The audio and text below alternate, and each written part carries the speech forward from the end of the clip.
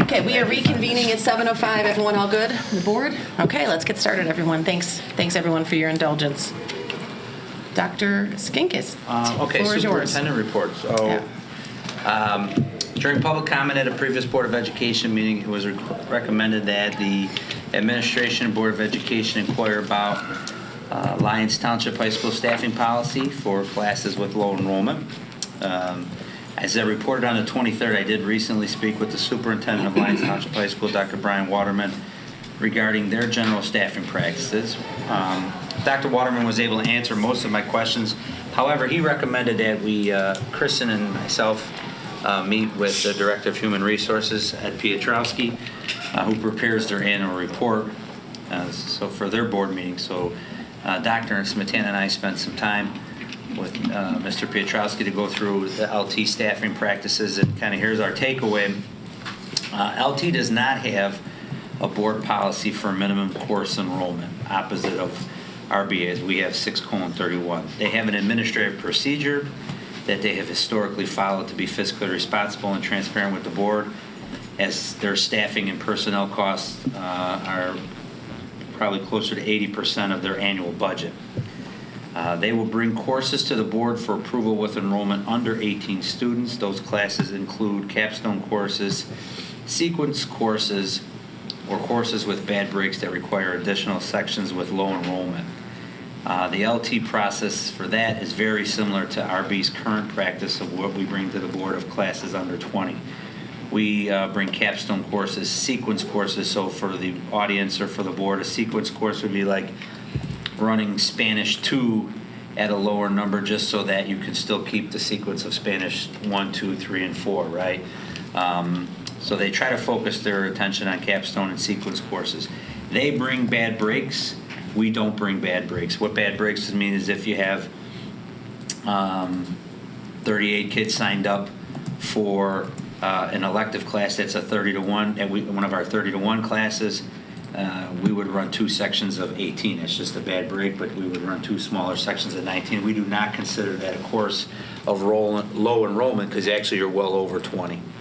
Where they would bring those 2 classes of 19, or if theirs was, they use 18 as their cutoff. This was an interesting fact, LT does not use class caps as a guideline when determining staffing. They have specific language in their collective bargaining agreement that identifies a max class load per teacher. It's on page 13 of their LTEA agreement. A general education has a max of 130 students for their 5 classes, while music and physical education have 180 student teacher load. And that's in their contract? That is in their contract. Page 13 of the LTEA. Like RB, LT does combine classes and levels at times to meet minimum course enrollments and to keep a class running. In music, their enrollment fluctuates depending on class type and the classroom space. I thought this was interesting. So their department chair and their staff will recommend classes run higher so that other classes can run lower. So for example, like they'll run a wind ensemble at 45 students so that treble choir can run at 18 students. As long as none of their teachers reach their max cap of 180, they will fluctuate those types of enrollments based on the class and the classroom space.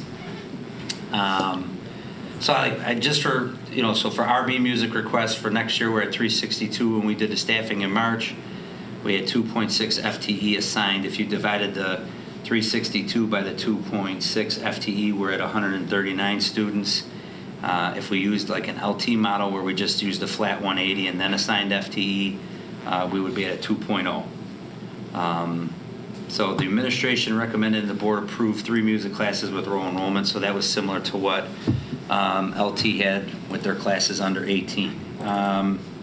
So overall, I think our staffing practices, again, they're responsible, they're fair, they're aligned with similar practices that other high school districts are using. Based on my conversations, I think there is one change I'm going to bring up with Dr. Freitas that came from that discussion. I think, the consideration is once we assign the FTE, maybe allowing the music department, the lead teacher, to work with the divisional let them decide how the FTE is assigned. I know we've had some comments about, in previous years we've had jazz and honors jazz combined. Last year we split it because we identified that as the closest section to being close to our cap, so we assigned a split section to that to get Miss Matana to 2.6 because we didn't have enough student enrollment to account for the 2.6 that we did last year. So we split the jazz classes this year. There's been some concerns cited about putting those jazz classes back together. So something to consider in the future is when you assign the FTE, if the music teachers feel like, hey, it's better to run a course at 45 and split the two jazz classes, as long as they're working within the assigned FTE, I don't think that's an issue, and that's something the building administration can work through with the teachers. That was one of the takeaways I took from my conversation. Moving on in the... Well, let me just pause. I'm sorry. Yeah, no, I appreciate you you and Dr. Smetana doing that recon and finding some more information. Any questions or comments from the board? Or are we okay moving on? Clarifying question, do they co-teach? So they will assign some co-teachers. They also, if their teacher they have 4.4, so they have some part-time music teachers. Some of them will do other intervention courses. And then when they co-teach, who gets credit for student load? They split that. They split it. They do split that. Good question. Yeah, just. I think that it was spelled out in the contract, right? Okay. So RBA collective bargaining, we have reached a tentative agreement on a contract extension. Dr. Smetana and I have concluded our discussions with the RBA. Tonight in closed session, I'll present the Board of Education for consideration a memorandum of agreement that would extend the CBA till June 30th of 2027, so it'd be an additional 2 years of contract extension. The union has ratified that extension, and so the board will get a financial breakdown tonight and then have the opportunity to take action on that tonight. Student advisor to the Board of Education, thank you to the members, Ms. Gaska and Ms. Van Hurst, for assisting Dr. Freitas and myself with the interviews on May 7th. 7 candidates were interviewed, and finalists have been selected and will be recommended for approval at the May 28th Board of Education meeting. I also want to take a minute to thank Kayla and Joseph for their work this year. I thought you've done a great job representing the class of 2024, and we wish you nothing but the best. Upcoming committee advisory council meetings, facilities advisory is for May 22nd. There'll be a Zoom meeting. I'm going to review some summer projects in facility rental and detailed plans for the upcoming culinary lab. Finance advisory council is scheduled for May 21st to discuss. Liz Hennessy will attend for a few minutes to discuss any type of bonding options the board may want to consider, as well as review of as Kristen develops the tentative budget. Personnel, no updates. Policy met on May 9th to review the press recommendations and some additional policies for discussion in future updates. And there is no update on purchase, sale, or lease of land. And that concludes my superintendent report for May 14th. Thank you very much. Dr. Freitas, the floor is yours. And we're going to say goodbye to the student advisors as part of your report, correct? Correct. Just want to make sure we're all... Yes. Good evening, honorable board members. Next time we see each other, the school year would have ended. So I just saying, right now, our next meeting is the 28th, so we've had a fantastic school year, right? Started off with the exemplary rating, now we're ranked 35th, right, in Illinois. If you take the selected schools, we're pretty much right there at top 20. So I want to thank the Board of Education for creating the conditions for us to succeed. I want to thank our superintendent for his visionary leadership district, to all my assistant principals, teachers, division heads, and students for earning that. We're proud here at RB, and I couldn't be more prouder as a principal. You guys will be missed. It's been a fantastic year. I'm so proud of you guys representing yourself, your families, and our student body with honor and dignity. So I'm going to miss you guys, and you have me as a reference for life. Okay?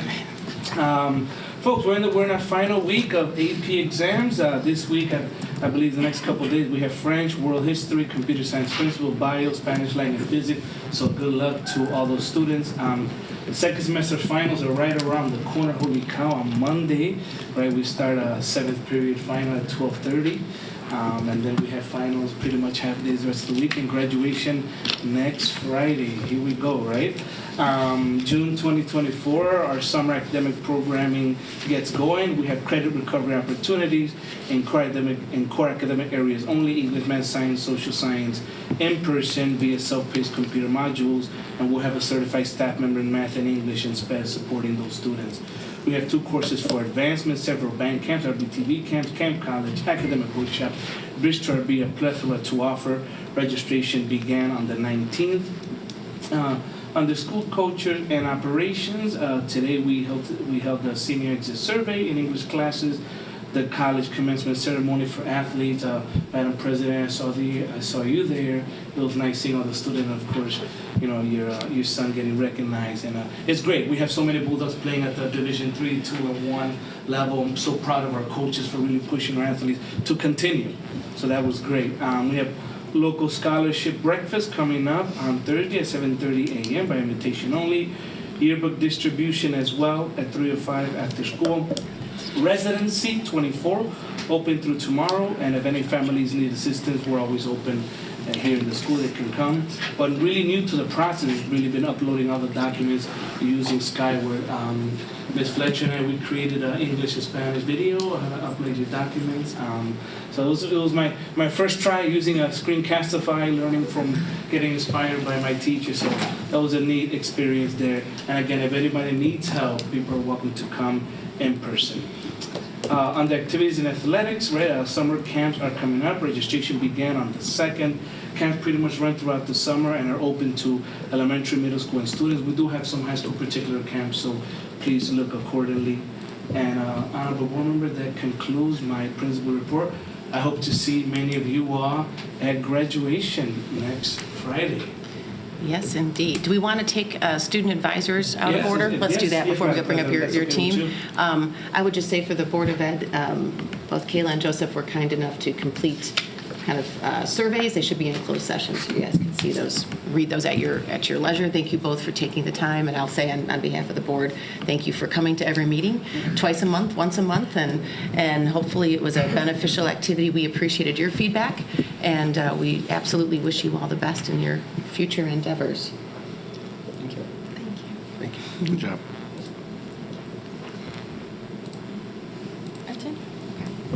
Beginning our last student advisors report, starting off with teaching and learning. In the month of May, we have the semester final exams, which would be from May 20th to May 23rd.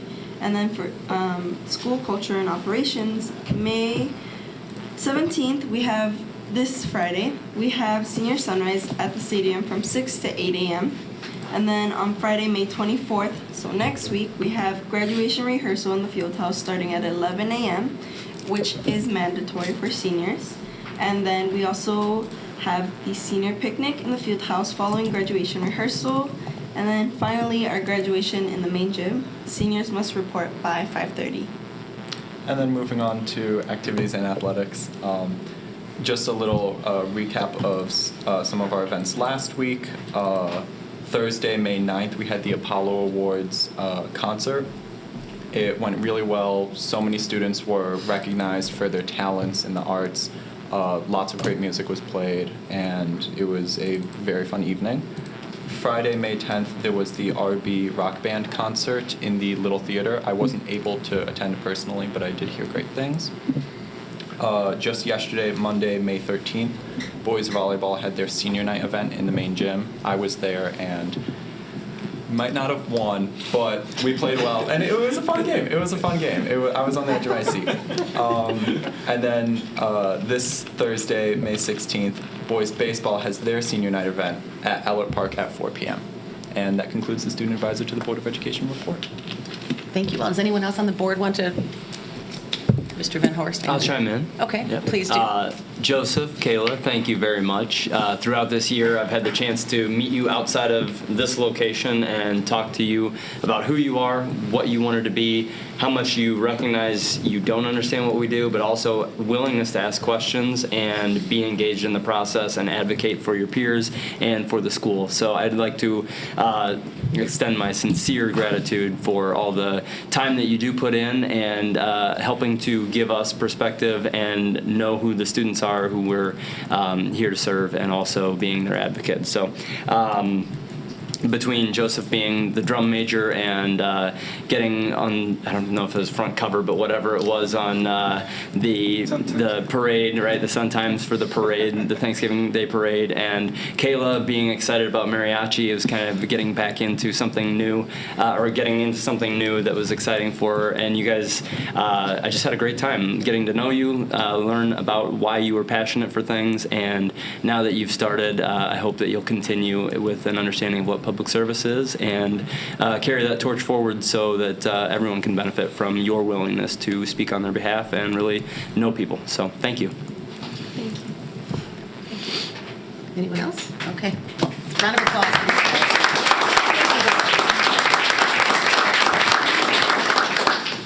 Thank you very much. Dr. Freitas, back to you with the division heads. Yes, I would like to invite our Assistant Principal Curriculum and Instruction, Ms. Kylie Lindquist, and I would like to invite our division heads. For Humanities, we have Mr. Mark Helgeson. For STEM, we have Ms. Lindsay Mina. For CTE, we have Kendra Cagle. And for Special Education, we have Mr. Mark Ori. We have 2 chairs. We need a couple chairs. Yeah. Are they right outside the door? Do you want to use the podium? There should be some more chairs outside the door. No, if not, we can pull the door.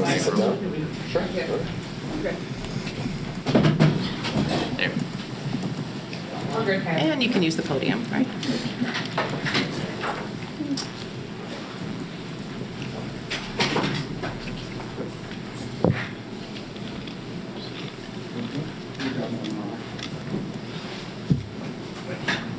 There's one more here.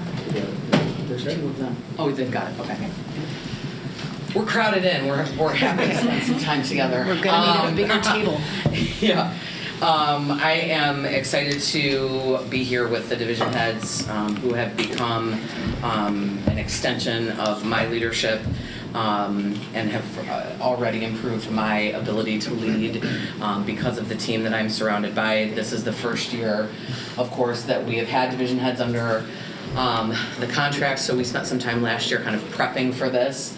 And this is our first year of figuring out what this new instructional model looks like. So I have each of them, I shared with the board a memo that kind of was a high-level understanding of some of the work that we've been doing, plan to do as linked to district goals. But I want to give each of them an opportunity to talk a little bit about some unique facets of this job that they've been doing this year. I think it's important to note that each of them could take a separate part of this presentation or this discussion, and it could pertain to each of them. We really do things as a team. They work in tandem. We run ideas by each other regardless of whether we're planning for the special ed department or the applied arts department or the math department, whatever it might be. So they really, as they speak, for the most part, they're really speaking to the whole of the division head model. And I will turn it over to them. I'll jump back in at the end. Just please keep in mind the board does not know all the acronyms we use, so just make sure you say your name and what departments you supervise, and then I know you have each are going to talk a little bit about the good things that happened this year, the things you're looking forward to, some challenges. So great. I'll start off. Good evening. Nice to see everyone again. We're really excited to have the opportunity to talk to you tonight. We're going to talk through a handful of things related to our experience this year, broken up into 4 parts for the 4 of us. My name is Mark Helgeson. I'm the division head for Humanities, which means I work closely with the English department. I'm an English teacher, and then also the social studies and world language departments. I'm going to talk a little bit about the foundation of the work that we do. I'll go through a couple of those points. The first is building relationships and trust. And I would say that was a very conscious effort on our part, along with Kylie, that started last year when we kind of assumed these roles as we were heading into the following year. For myself, Mr. Ori, Ms. Minaw, we had worked together in the past across departments, and then we're excited to welcome Ms. Cagle into the building as a new hire this year. But for us, it's really been about teamwork and making sure that we understand where each other's coming from with the various needs of the departments that we serve, and also listening to one another so that way we can see how we can help each other when needed across departments. But another part of that building relationships and trust is also working with departments that we individually serve. So I'll speak from my own experience here in that as an English teacher, I feel fairly confident in saying, I've worked and served with my English colleagues over the course of my 9 years here at this building. This is my 19th in education. And I'm very proud of the work that I have done with that group, but it was an interesting experience walking into 2 new departments and knowing how, I would have to be learning the ins and outs of their departments, the intricacies of their curriculums, of their, tracking through the grade levels. So it's really been an intentional process of trying to make sure that I'm available, I'm around. One of the best pieces of advice I got at the beginning of the year from a colleague was, treat the first part of your day like a doctor doing rounds. I'm checking in on, as I think there's 35, 36 teachers across my 3 departments, so I'm checking in as much as possible. And just getting to know people, building that trust, and being available. Because the other part of that building trust is being there when people need help.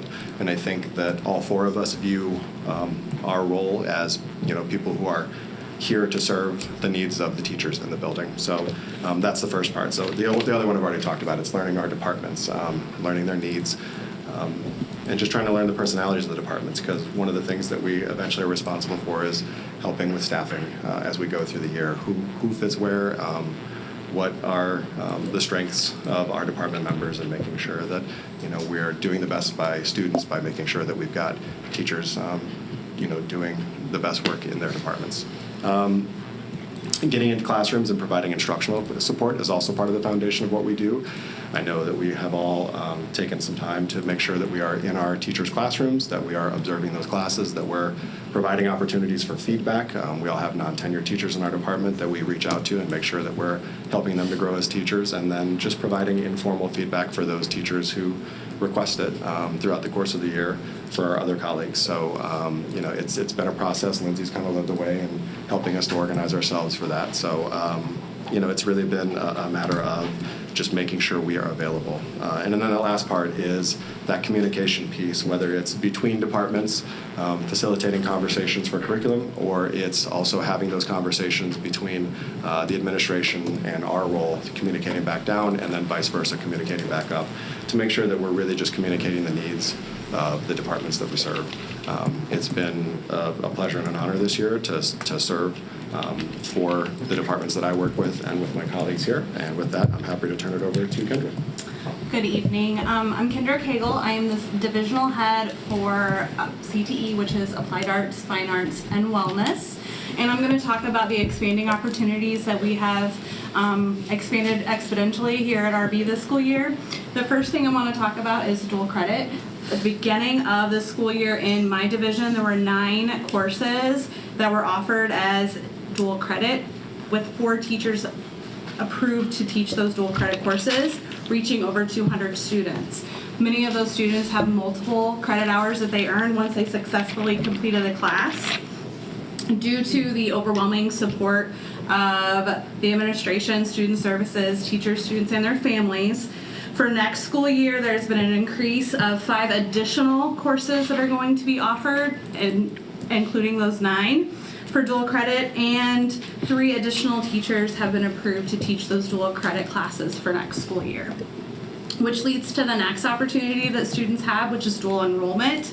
At the start of the school year, we had 8 students that successfully placed in these dual enrollment cohorts within 2 programs. Next school year, we've doubled that, more than doubled that, to 18 students just for the fall alone. We don't have the numbers for the spring because we don't enroll them until the end of the fall semester. And those 18 students are enrolled in 5 different cohort programs. Can you remind us, Kendra, of the 5 programs? It is criminal justice, nursing, welding, EMT, and firefighting. Thank you. And as a result, there's also, those work together to offer opportunities for college and career pathway endorsements. And currently, this beginning of the school year, we only had one here at RB. And on May 27, 2022, Governor J.B. Pritzker signed into the law HB 3296, which requires schools to have applied and receive approval for at least one college and career pathway endorsement by 2027. So we're already ahead of the game, but starting next school year, we will have a total of 5 endorsement seals for our students to complete that pathway. These opportunities allow students to help close the gap and improve self-advocacy and employability skills for when they graduate high school. So they're preparing themselves for careers, or on the other hand, they're finding out now before they invest thousands of dollars if that career that they thought they might like isn't something that they're going to want to do as an adult. So we're also helping them eliminate some potential college debt if they find out now in high school that that's not something that they're interested in. So we've improved a lot of programs. We've improved a lot of dual credit. These teachers are working endlessly on accommodations for these programs, updating their syllabi to the requirements that are required. So it's been a pleasure working with them, and it's been a great seeing these students excel and really find out what they want to do at post high school. So with that, I thank you, and I'll give it to Mr. Ori. Hello everyone, my name is Mark Ori. I am the Division Head of Special Education.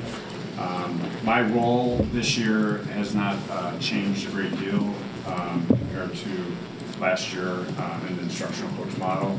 I continue to work underneath our Director of Special Education, Kevin Baldus, and serve as an advocate for the teachers and paraprofessionals within the special education model.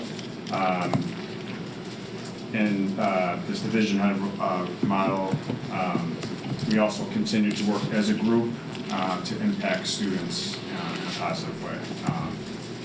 One area specific to special education that we worked on as a group was to examine our co-teaching model and what those percentages look like in our classes. The state recommends having a 70-30 split within the class, so 30% of those students with IEPs, individual education plans. So we worked as a group for over a month, meeting pretty regularly to get those numbers down or to that 70-30 split as close as possible to it for this upcoming year. We worked collaboratively. We took a very close look at the needs of our students and came up with some strategies to get that to a closer number for next year. So very proud of the work we did as a group, and I think it'll be very beneficial for our students and the teachers in those classrooms as well. Thanks. Ms. Mino? So I'm Lindsay Mina. I'm the STEM division head, so I oversee the math and the science department. And I think, one thing that kind of all echoed is kind of the collaboration between all of us and the opportunity for communication. And that we have, it's easier to have dedicated time with the way that our schedules have been adjusted to do that. And I think that makes a big difference with our ability to look at student data and look at students individually and kind of respond to needs in a way that we haven't been able to do previously. So specifically kind of looking at some intervention items. This year we had really been able to take a look at the STAR data. Our students are taking it multiple times a year at the freshman, sophomore, junior level. And really taking a look at it, not in terms of just like the math teachers are looking at it and the English teachers are looking at it. Maybe we're sharing with the case manager, but really looking at it like across the board. So, there were multiple PLCs this year where we pulled the data from STAR and looked at kind of what were the skills that students were deficient in. And touch on what STAR is for the board? So STAR is a progress monitoring tool that we use. They take it in an English and math class.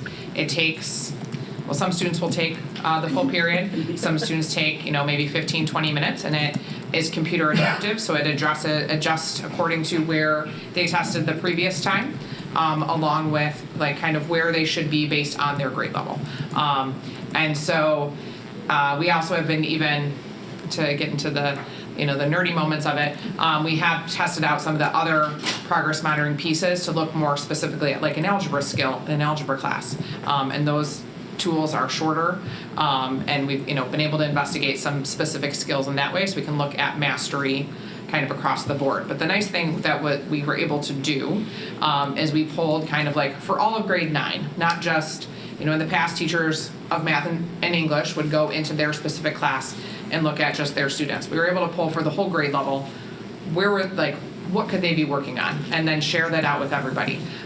So, for example, I met with the biology team, and they were looking at the 9th grade skills, because majority of the biology students are 9th grade, and so they're like, oh, well, okay, I'm not going to look at the quadratic formula, but some of these graphical representations, some of these other things, and they could figure out where they're going to implement it. And it has, and I know they did that in social studies as well, and in some other areas. And so that's led to some other conversations of how can we be helping with these skills that do go across multiple departments.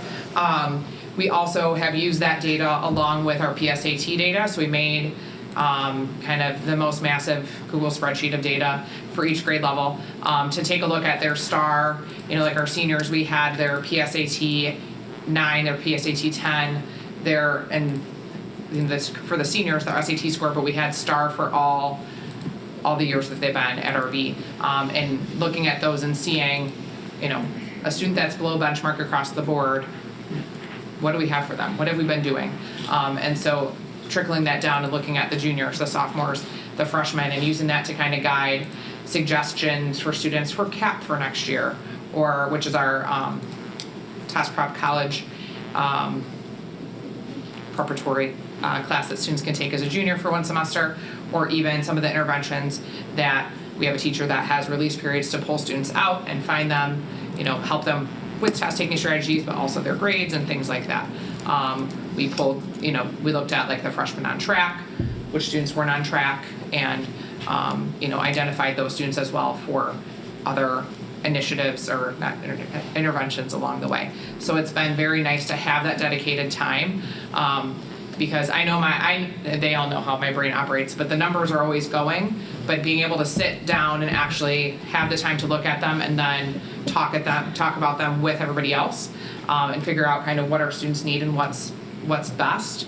We're in a good spot to make some progress moving forward, and recognizing that, we have some gaps, we have some things that we need to do, and so kind of reaching a point where we're ready to make the next step. And so one of those other things that we've done is some curriculum review, and so within different departments, taking a look at what they're using, what's not being used, and so on. And so, getting specific, next school year in math, we will be piloting a new textbook with half of our algebra classes to kind of see, Carnegie we've had for a very long time.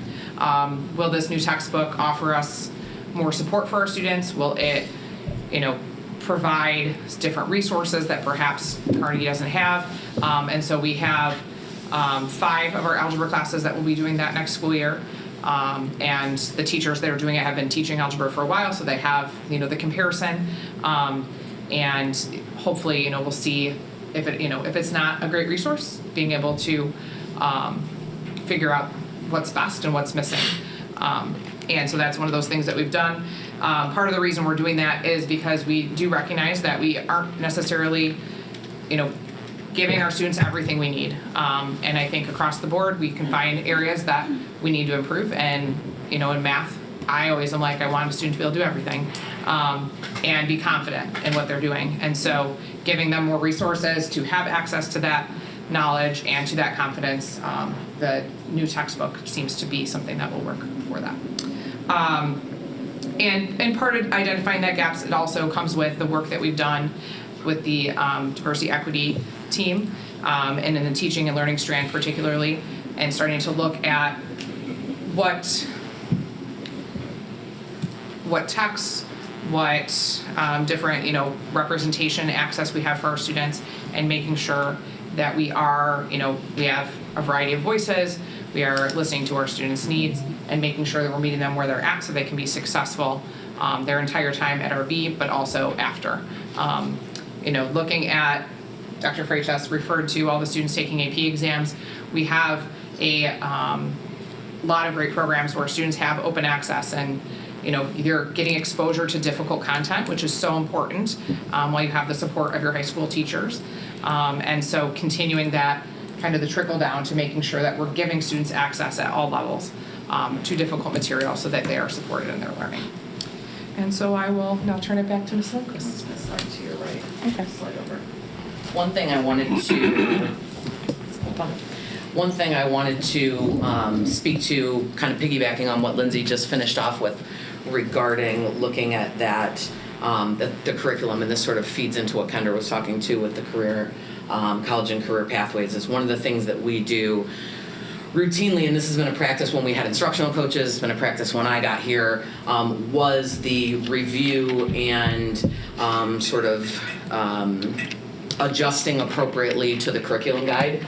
I have not had, the curriculum guide's been a hot topic, and I have not had a chance to address the board since some information has kind of been swirling around about the curriculum guide, so I wanted to take this opportunity and just share some information that you probably don't know because I'm the holder of that information. The curriculum guide is the most accurate instructional document that exists in this school district. It is updated tirelessly every single year. I keep a copy of it on my desk. I make notes in it weekly, if not daily, regarding things that we talk about, dual credit opportunities that need to be added to the course, adjusting course fees. There's several points in the year where I'm in that curriculum guide. Previously, there was some concern because there was a report shared with the board that had some classes on it that are no longer in our curriculum guide. We have addressed some operational procedures on our end. Full disclosure, typically we do not open up our sectioning process to the degree that we opened it up this year in March for a variety of reasons. But we did, we opened it up to be transparent in that process. Skyward is our student management system, and Skyward houses all of the classes we have ever run in our school. They're on students' transcripts. I can look up a student who is a teacher here and went to school here. Those records are lasting. In Skyward, when a class comes off the books, the book being the curriculum guide, when a class comes off the book, it is still within the database of Skyward. So in about round 5 of the board report that we were bringing to the board in March, and I think one of the last things we needed to provide to kind of address some of the concerns that were being shared or clear up some of the misinformation was to run a report from Skyward of all of the classes that had no students in them. That's not something we typically bring to the board, but that was a request, and we met that request. Well, what happened when we pulled that report is it pulled everything that's ever had a course code in Skyward. So things like world percussion, which has not been a course and has not been in our curriculum guide since Dr. Smetana was the principal. I don't even remember when that was, that we took that out. The curriculum guide is the document that is correct. That's the document that we share with families. We don't typically give people outside of our building a look at what dead courses we have in Skyward that we don't offer anymore, but that still need to be in there for course and state coding. So I just wanted to clarify there's been a lot of discussion about the curriculum guide being wrong and us miscommunicating with families. That is not an accurate statement. The curriculum guide is updated sometimes in real time if we get new information about dual credit courses, if we get new information about requirements as course titles change because they need to. So I just wanted to take a moment to assure the Board of Education, the superintendent, the principal already knows this, but also anyone who is looking, there is no false information in the curriculum guide. We have a data processing manager who really loves it if she can find like a comma error or something that she can shoot off an email to me for. But the courses that we publish in our curriculum guide are the courses that are available for students to choose. And when we take something out of the curriculum guide, that's something that goes through our curriculum council when we meet with the board and we discuss what that looks like in taking that out.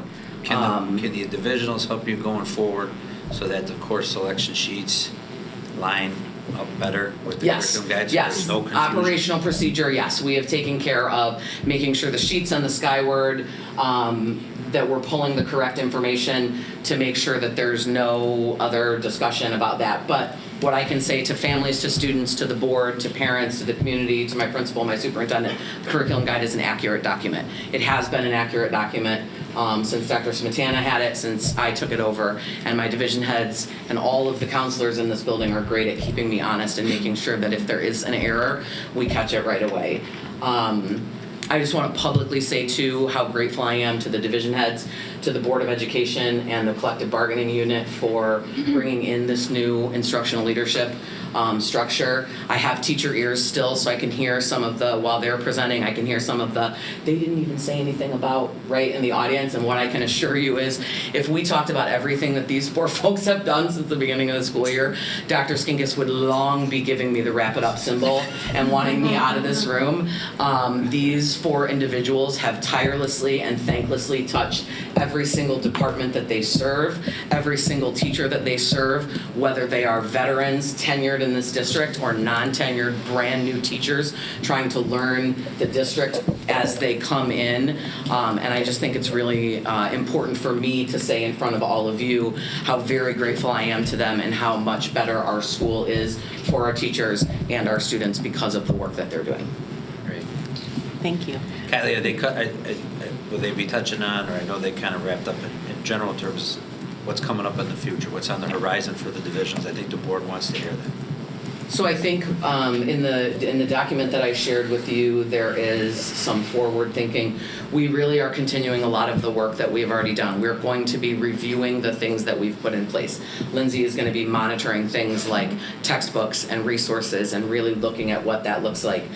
Someone touched on the freshman on track data. That's something new for us, that we have really been able to sit down with a list of freshmen on who are off track and really looking at what periods can we get them in interventions. How do we follow them, freshmen? We follow those kids throughout their 4 years at school. We are going to continue ushering in new opportunities. One big thing will be the alignment to the college and career pathways, because that's going to change how the curriculum guide looks. That's going to change what our pathways look like and what our access looks like.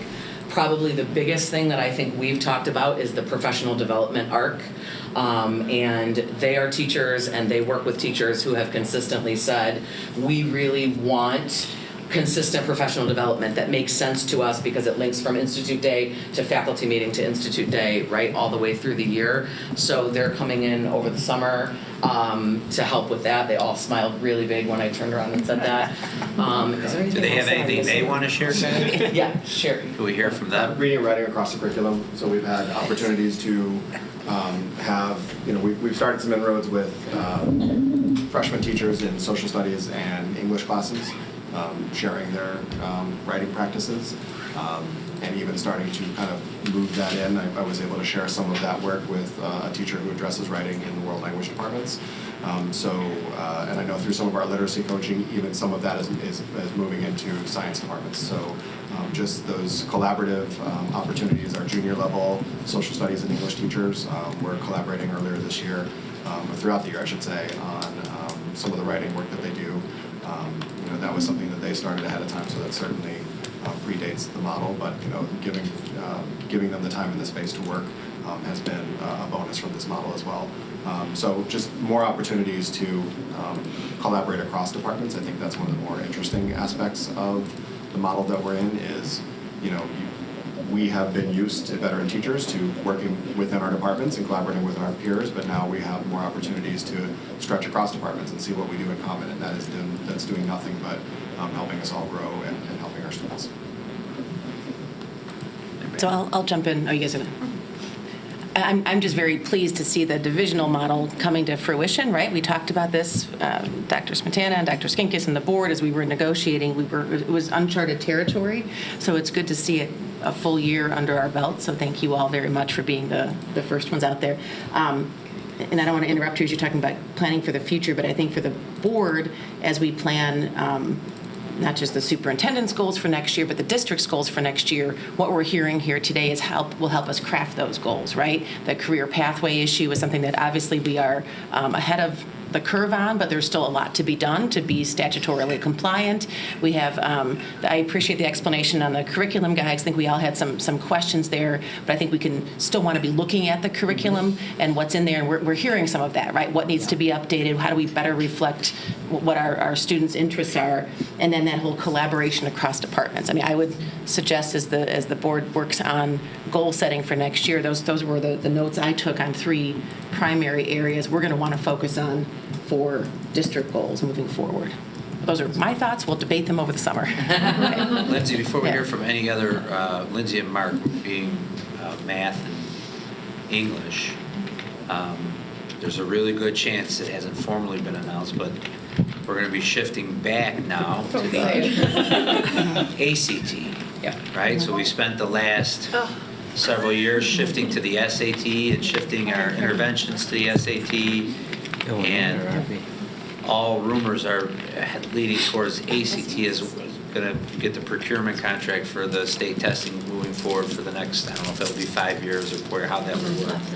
So what will that transition look like? I mean, hopefully we kept all our notes I mean, in our... I'm sure they're in there. It has been a conversation in the math department since I think the first person heard it could be a potential thing, and I was kind of just not talking about it because I was hoping it would go away, if I'm honest. But I think knowing the math team particularly, that they will just dive into making the adjustments. The CAP teacher and I have already talked about kind of how, this decision will likely come during the summer, right? And so, come the second week of August when first semester CAP starts, that should reflect the ACT. And so what that will look like. And, in our conversation, actually we were talking about it yesterday, we were discussing that perhaps it would need to be, it's not just like the CAP teacher making changes in isolation and Algebra 2, but it's going to have to be, all 16 math teachers, even if you don't teach juniors. And, I would ask, from the board and, the district and the building, like that, we may need as a department, like some PD days out just to like work and get things done, because we did make some pretty significant changes to what we were doing for the digital SAT for this school year.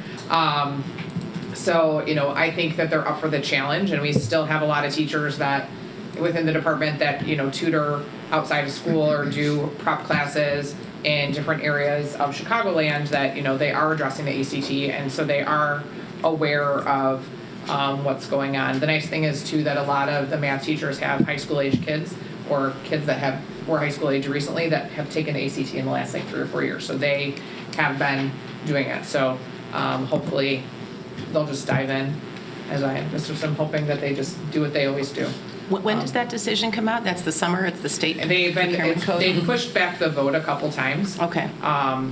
But the difference in what College Board's bid for SAT versus ACT was quite a difference in money. So. Well, the shift so the board understands that, like, right, when they shift from ACT to SAT, it's a totally different test. Mm-hmm. And so we get scored on our school report card, our kids are doing on the SAT, so then we shift how are we approaching things. I should say they shift how things are going to be taught, laid out, freshman through junior year, what interventions are going to be in place, what additional resources we need.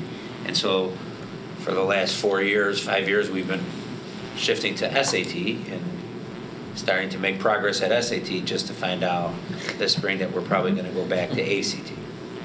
Right? So now you have to look at, from a board's perspective too, just so you keep this in mind, like, okay, the sophomores and juniors, if they've been being trained on more of SAT test taking and skill sets. Listen, you're applying skills. Math is math, right? English is English. But the 2 tests are definitely different. SAT is more content specific, if I'm not mistaken.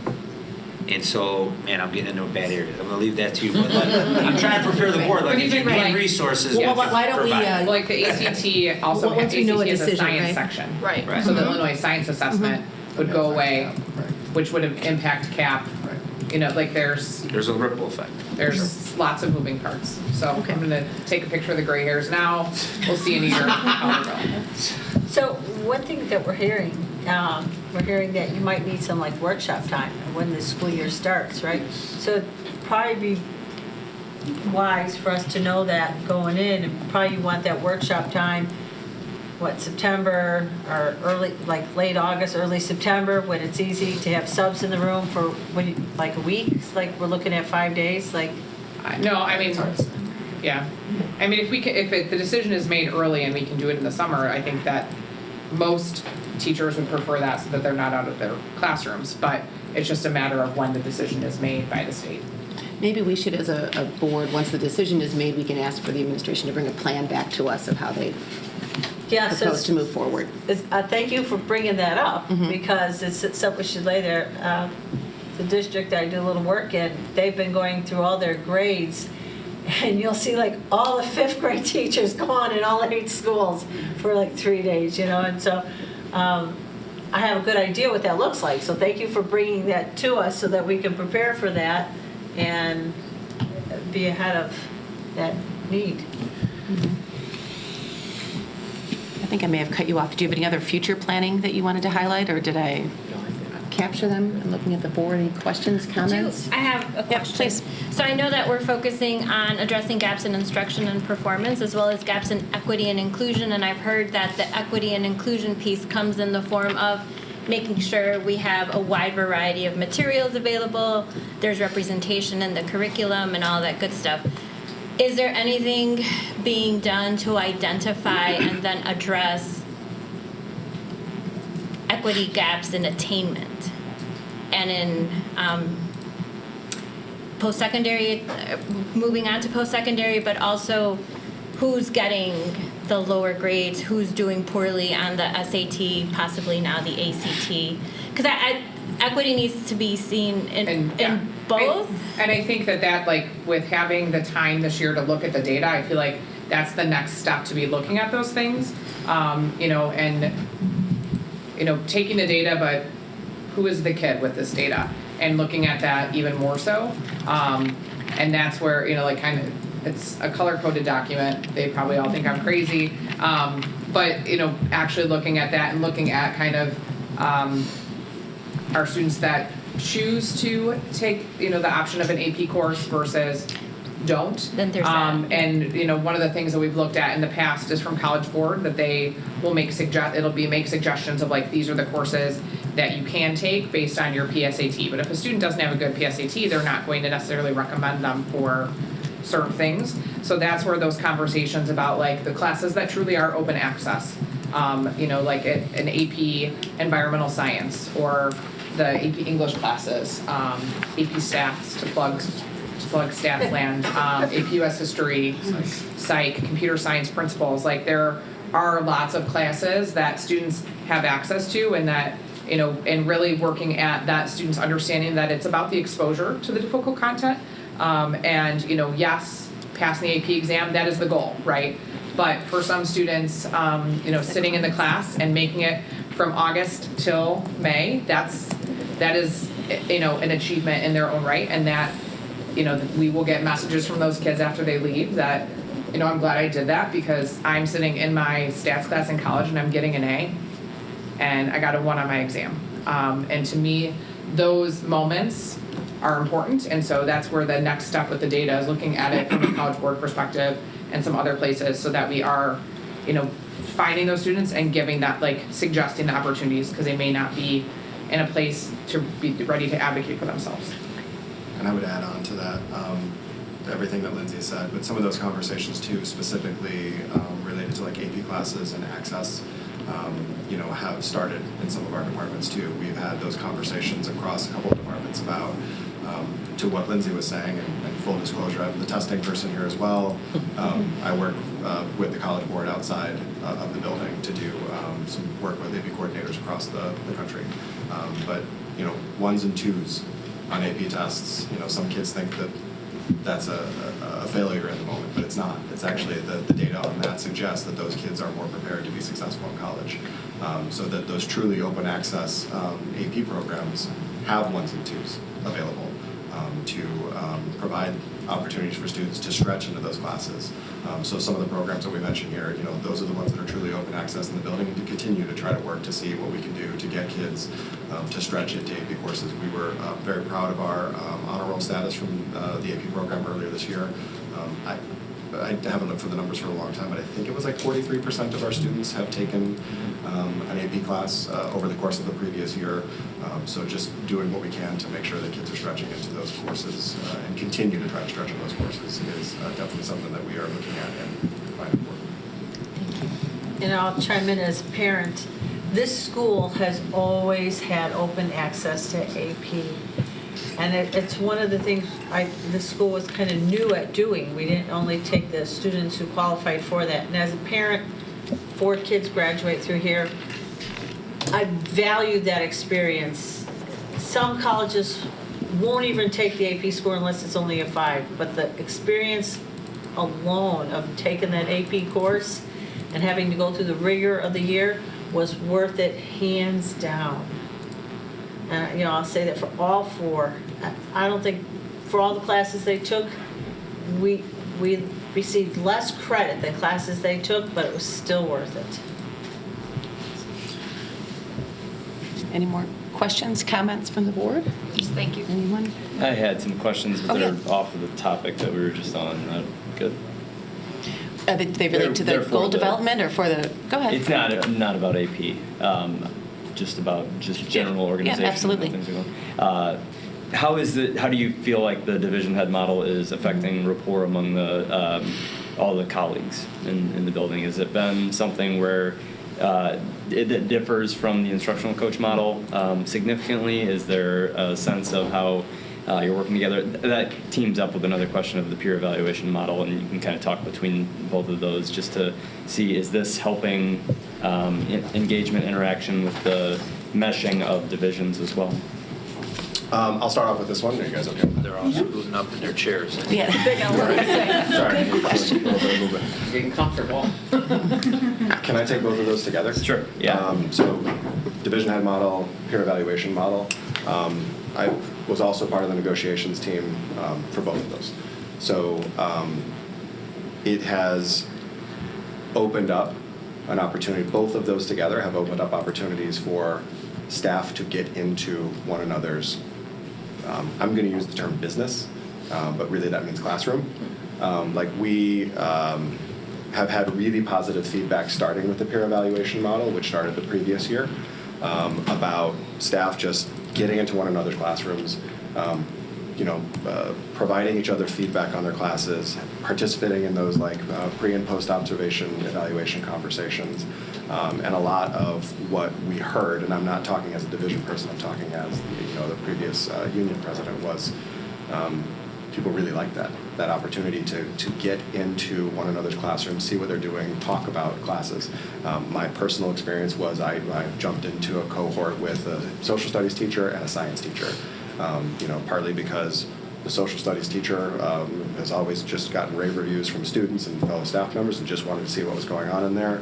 And my freshman that I teach every year always had the science teacher, I should say Mr. Fields, Ms. Carmona, and just wanted to see what was going on in that room. She's a huge blended person. We all have 3 completely different styles, but we've all been able to learn with one another. Kylie's been our evaluator. It's been wonderful. And I know that experience has been echoed throughout the course of the building. Stop me if I'm telling lies or anything like that, right? That experience has been, shared across the building. So this model just kind of takes that and moves it forward a little bit, where now we have people connecting different departments. So, I'm sitting here having a conversation with my English colleagues about claim evidence reading, writing at the freshman level, and I get to work with Mr. Ryan Grieve, the teacher leader from the social studies department, who teaches our sophomore world history courses, but also works closely with the freshman world history teachers. And we get to have kind of a joint conversation about, what does writing look like in your curriculum? Well, hey, here's what it looks like over here. Why are we not using the same terminology? Why are we not kind of working in tandem with one another? And then, part of my job is going in and providing, just informal feedback, working with people, and we're having those conversations. We now started moving towards that same kind of terminology across those departments. So I think both of those are kind of working hand in hand to just connect our classrooms across the building, see what we're doing in common, and helping us all to just have those conversations that just felt a little more siloed prior to those two things. So I hope that answers your question. I'm happy to step aside if anybody has anything to add. I would say another thing to add, I think you asked about the morale. Yeah, rapport. Morale as well, but the rapport in the building. I would say, because of our biweekly opportunities to meet with the entire leadership, it gives staff more of an intimate voice amongst the administrative team. So having that opportunity to meet as a group and have conversations and collaborate as an entire team, I think has been successful and provided good feedback to our staff overall. I was also a part of the peer evaluation team last year and had a positive experience with it. Again, it's that more of a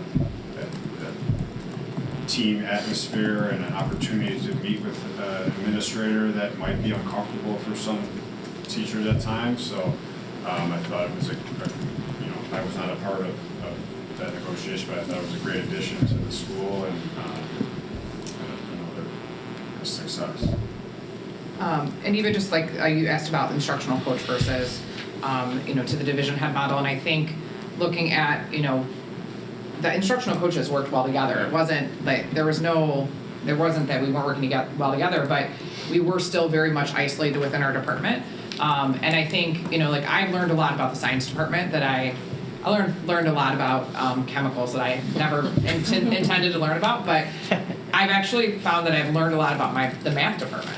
I've been a member of the math department for 16 years here, and worked with them and all of them in some capacity my entire teaching career, from student teaching. And I learned things being in their classrooms that I haven't seen, or have seen them collaborating with other departments that I just don't think would have happened without the peer evaluation, without this change.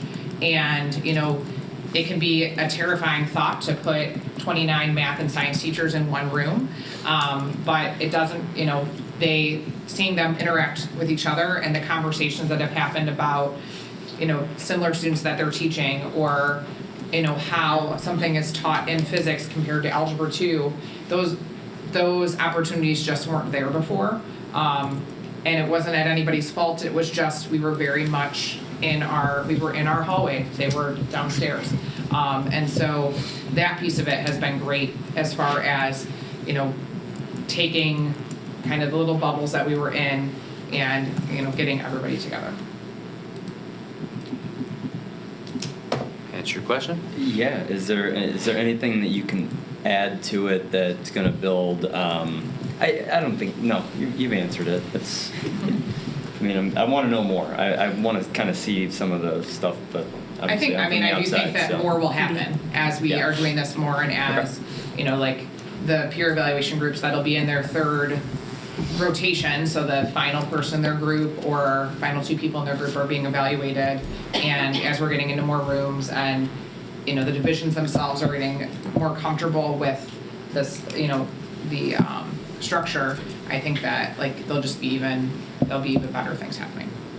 Okay. It certainly was a big transition, but I think something like 80% of the teachers are involved in a cohort of some type. So it's and so many of the conversations that we've had in smaller, outside of this environment, discussions are that the students see that a teacher happens to know their colleague, and they understand that there's a connection, so that they're able to understand that you're in this together for them. And so I hope that that for the building and just kids understanding this is all for them is on the rise, as we're coming back from a 4-year gap in regular life. So anyway, okay. okay. Any other comments, questions? We appreciate you guys staying. Nice job. Thank you. Thank you for your time. Thank you. You got a golf clap, Kylie. Good job. That's high praise. That's high praise. Do we have visitor comments here this evening? I'm going to assume we have people in the audience. So yes, okay. Let me read the introductory statement while you're getting settled, if you don't mind. The Board of Education welcomes and encourages the participation of its citizens in the business of the school district. There are 2 points in the meeting where visitor statements are scheduled. Citizens are welcome to raise questions or make comments at either one. Comments will be limited to 3 minutes per individual and cannot be combined. Please note the Board of Education will not answer questions or engage in dialogue during visitor comments. If a person would like additional time to address the board, such a request should be submitted in writing 48 hours before the meeting to the superintendent. Lisa, I'll raise my hand at 30 seconds, okay? I know you've been through this before, so. Well aware of the time limit. I wasn't sure if I was going to say anything tonight, but just sitting here listening to all of the previous conversation has kind of brought a couple things to mind. But I wanted to start tonight by invoking the words of Dr. Freitas from the Apollo Awards last week. He said, music students are making our school exemplary. And he talked about how we have the exemplary rating now, and I think our music students are really contributing to that. And I just wanted to bring to light that there are over 20 students that are going on in music in some capacity in college. I have a list of them here, starting with Lily Borkowitz, University of Illinois, majoring in lyric theater and minoring in dance. Our own choir board president, Vittoria Gentile, Western Michigan University, a double major in music education and vocal performance. Josh De La Cruz, University of Illinois, majoring in music. Angelina Figueroa, also at University of Illinois, majoring in music. I can go down this list. These are all students that deserve a pathway in a career pathway in music. There was no discussion in those career pathways, dual credit, all the stuff you guys have been talking about, nothing about fine arts. And it's really disappointing. We have all of these kids that were not given the opportunity to take a capstone class because AP Music Theory is only offered every other year, and they can't fit it into their schedules in the year that it is offered. So I want you guys to think about that when you're talking about dual credit expansion, career pathways. Why are we not talking about the fine arts? Thank you.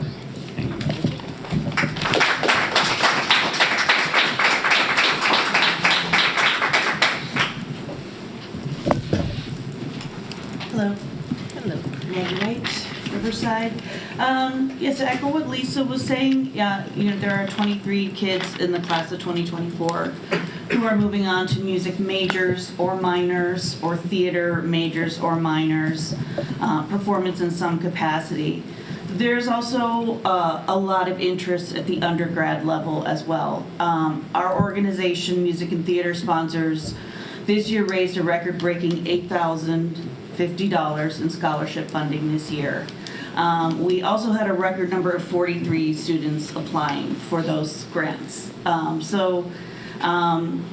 Great to see the expansion of all of this and the involvement of the community in helping us to raise these funds for these students to study music or theater this summer.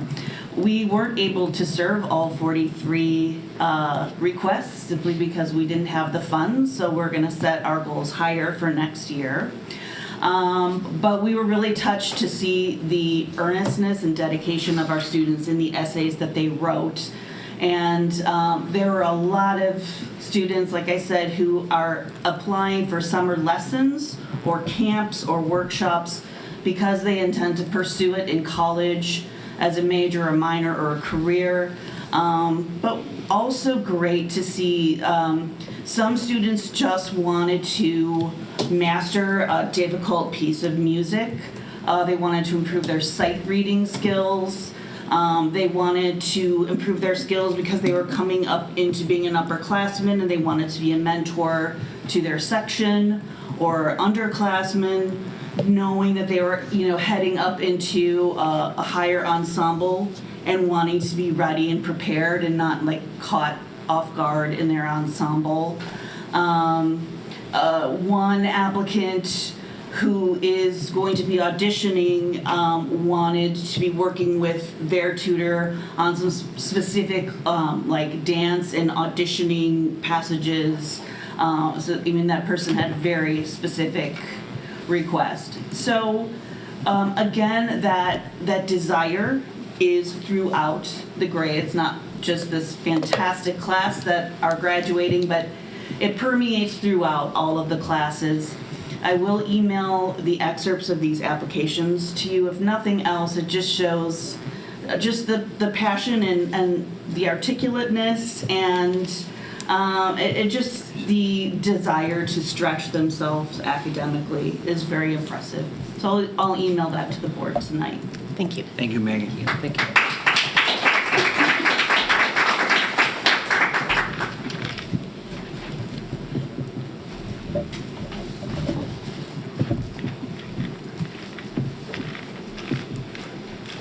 Good evening.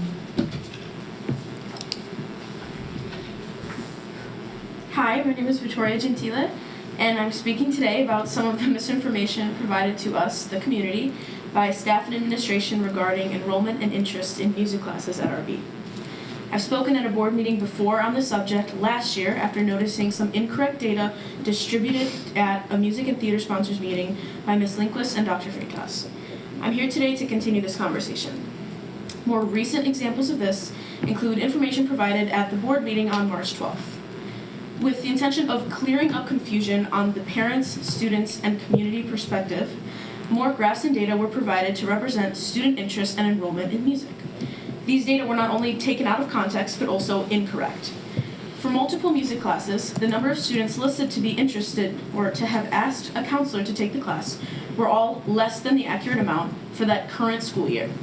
Some of the classes this occurred in included the following: concert chorale, chamber choir, symphonic band, bulldog buddy choir, and AP music theory.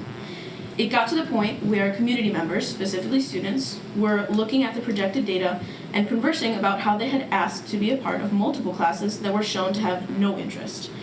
All these kids asking for classes and bringing in parents to represent them and eventually whispering at board meetings about it were represented by a 0. For AP Music Theory specifically, I was one of 5 students who asked to be enrolled for the 2023 to 2024 school year. And honestly, I'm pissed because my issue wasn't even about the numbers. It involved a lack of communication on my counselor's part. At the same board meeting on March 12th, 3 music classes were shown in the data presented, for example, world percussion. All 3 of those classes were shown to have 0 students that signed up, when these classes weren't even shown to be an option on any lists of courses offered to students when choosing classes for the next school year. This was mentioned previously, but should not be dismissed easily, because at the board meeting on March 12th, this information was used to prove a point which was not okay, and was used to support the administration's side of all this. At the same board meeting on March 12th, a comparison was made between applied arts and fine arts classes, highlighting the fact that popularity in applied arts had grown so much that some students had to be cut from certain classes, and that anything similar had never happened for fine arts classes before. I'd just like to put it out there again that Bulldog Buddy Choir was a course cut from running this year. Once again, a class shown to have 0 kids involved when 6 students had previously been shown to have signed up, therefore cutting kids from a class that would have and should have run. If we look past everything happening currently with the music department, past everything that's been happening for the past 2 or 3 years, really for the past decade, my question is, if you as democratically elected board members are okay with this mediocrity being represented and upheld by you and staff members in this room and in the context of the Fine Arts Department. Thank you so much. Thank you. Thank you.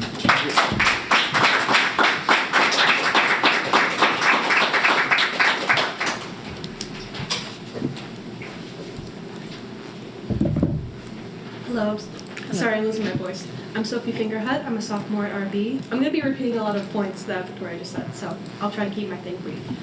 But I would also like to touch on the Fine Arts Department in general and how the future, it seems a bit shaky, and it's really making me, as someone who wants to go into art for college, very nervous. Mostly for the firing of Miss Turk. And I understand that, people get fired and that's just how it is. But Ms. Turk was a teacher that really inspired a lot of students here, so much so that people made a change.org to try to keep her job, or 500 people signed to keep her here. And out of the 1,500-ish people that go to the school, that's a third of the entire class.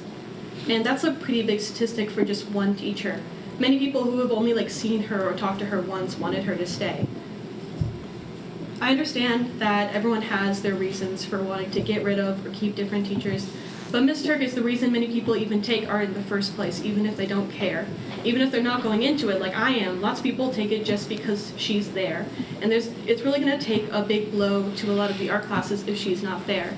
It definitely doesn't help because lots of the teachers are, and by lots I mean one of them, is going to be retiring soon, which will definitely cut down on a lot of the classes that will be offered later. And I just want to make sure that the art program stays here so then I can, continue with what I want to do in life. Thank you. Thank you, Thank Sophie. you. Thank you. Good job.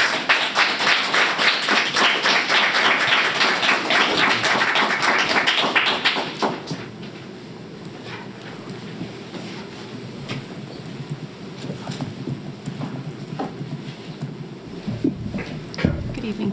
Hi, I'm Erin Fingerhut. That was my daughter, Sophie, speaking just now. And I just want to piggyback on some things that were said earlier about the fine arts program in general. I would like to see more opportunities given to the students, not fewer. Losing Miss Turks, I know I don't know all the details about why, if it was part of the, upping of the culinary program, and I'm all for that. I think having a school, especially of our size, have that many opportunities for kids is really important. But I work in the arts. I guess you could say I'm an associate creative director at an advertising agency, and I see firsthand how art is a career. It's not, kids aren't going to become starving artists. No one's, painting away in an attic. There are robust careers out there for art students.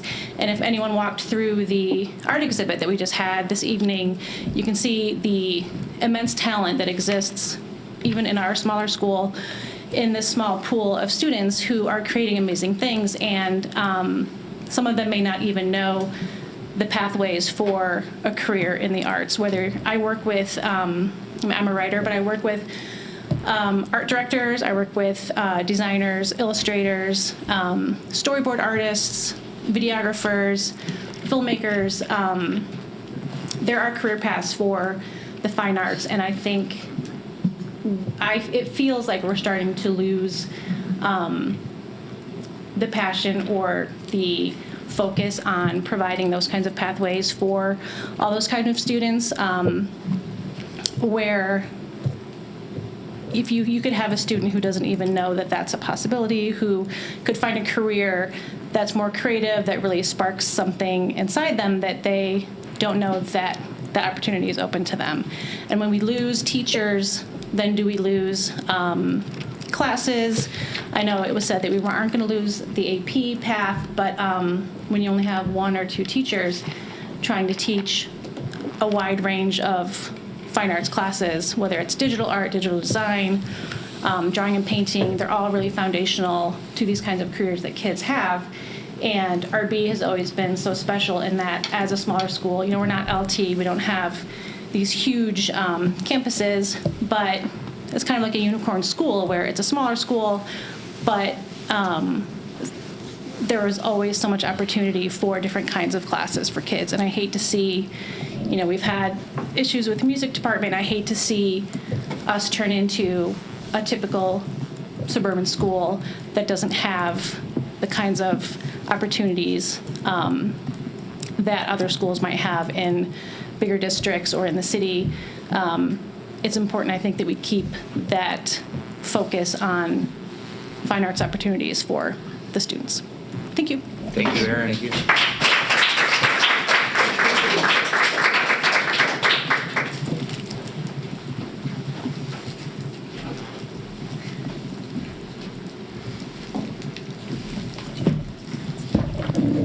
Good evening.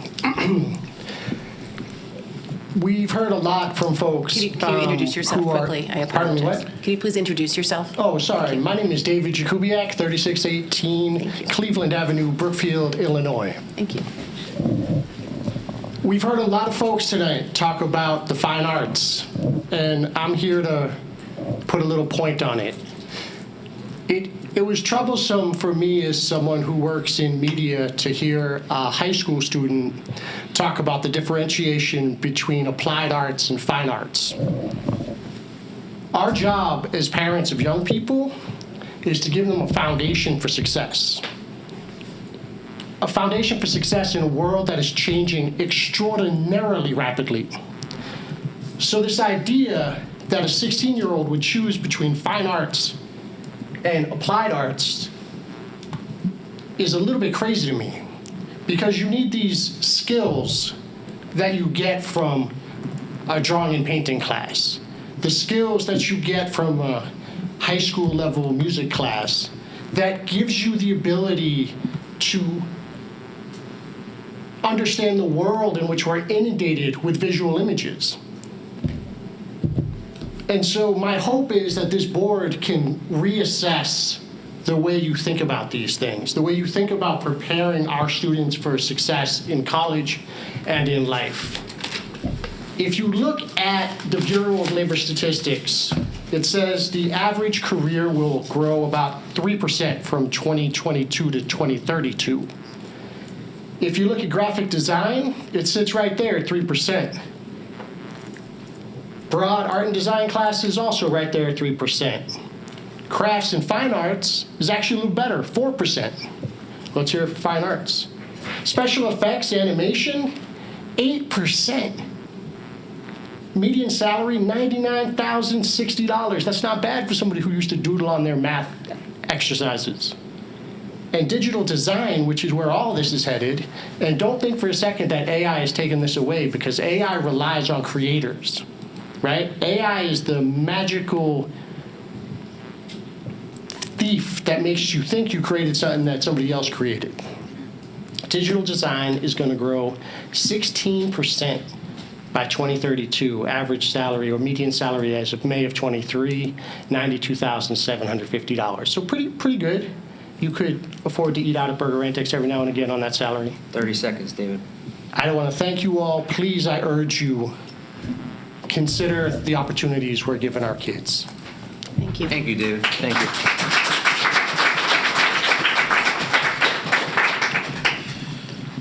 Is anyone else? Oh, there we go.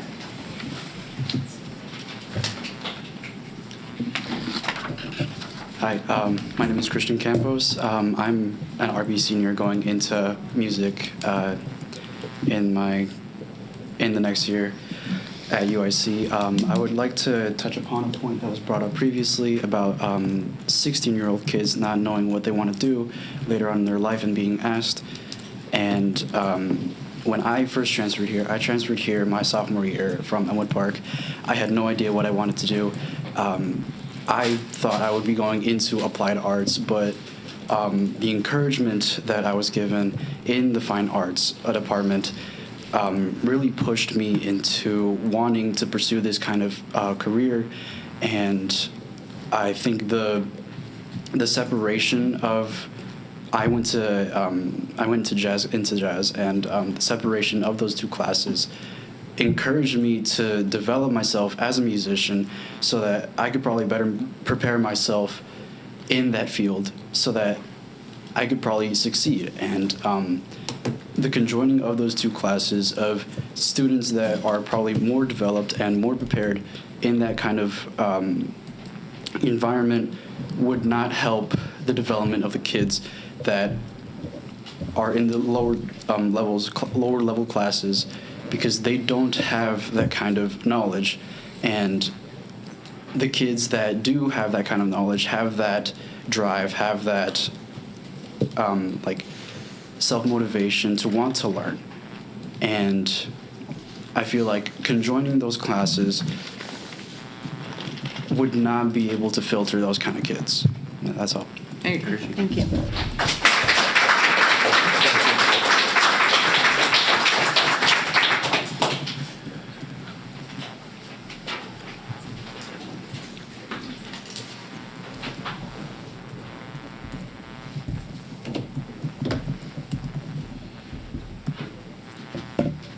Hi, I'm Jane Salepis. I have spoken here before. I'm a sophomore here at RB, and I am in honors jazz ensemble. I would like to speak more on what Christian was saying about having 2 classes. I know many people who joined into jazz band this year that one of them hadn't played flute in years. And she rediscovered that flute playing. Something that is really beneficial about offering different levels of classes in our music department is it makes it more accessible for people who maybe haven't picked up an instrument since before COVID or since middle school because the program wasn't supportive enough there. So I'm just saying that it is very important to offer multiple jazz programs here at RB. Thank you. Thank you, Jane.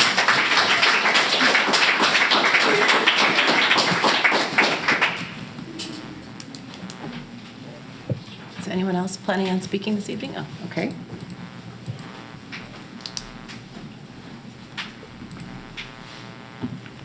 My name is Bridget Jakubiak. I'm also in Brookfield.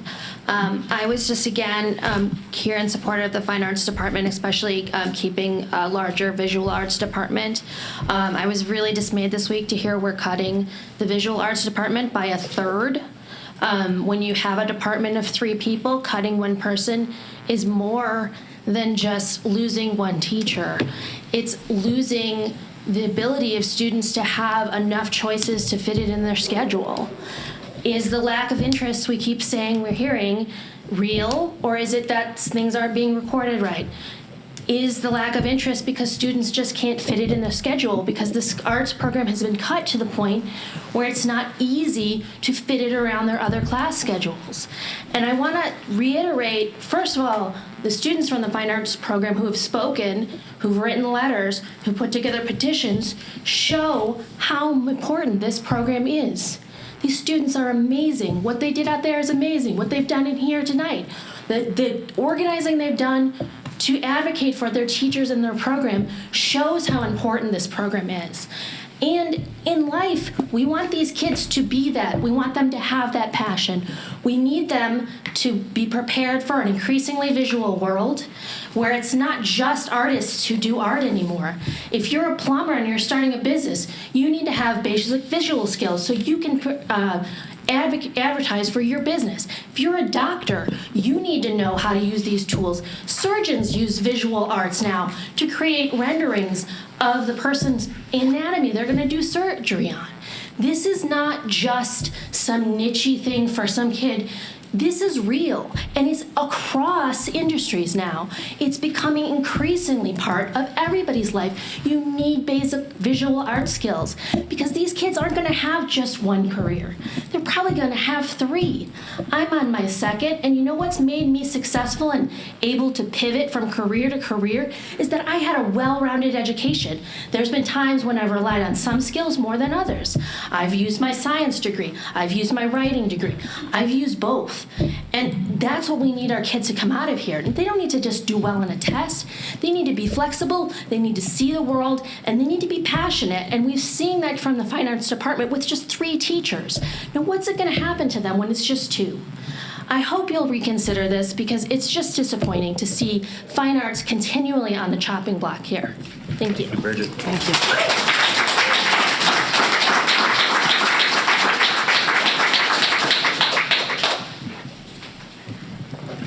Any additional comment at this point in the meeting? Looking. Okay, thank you all.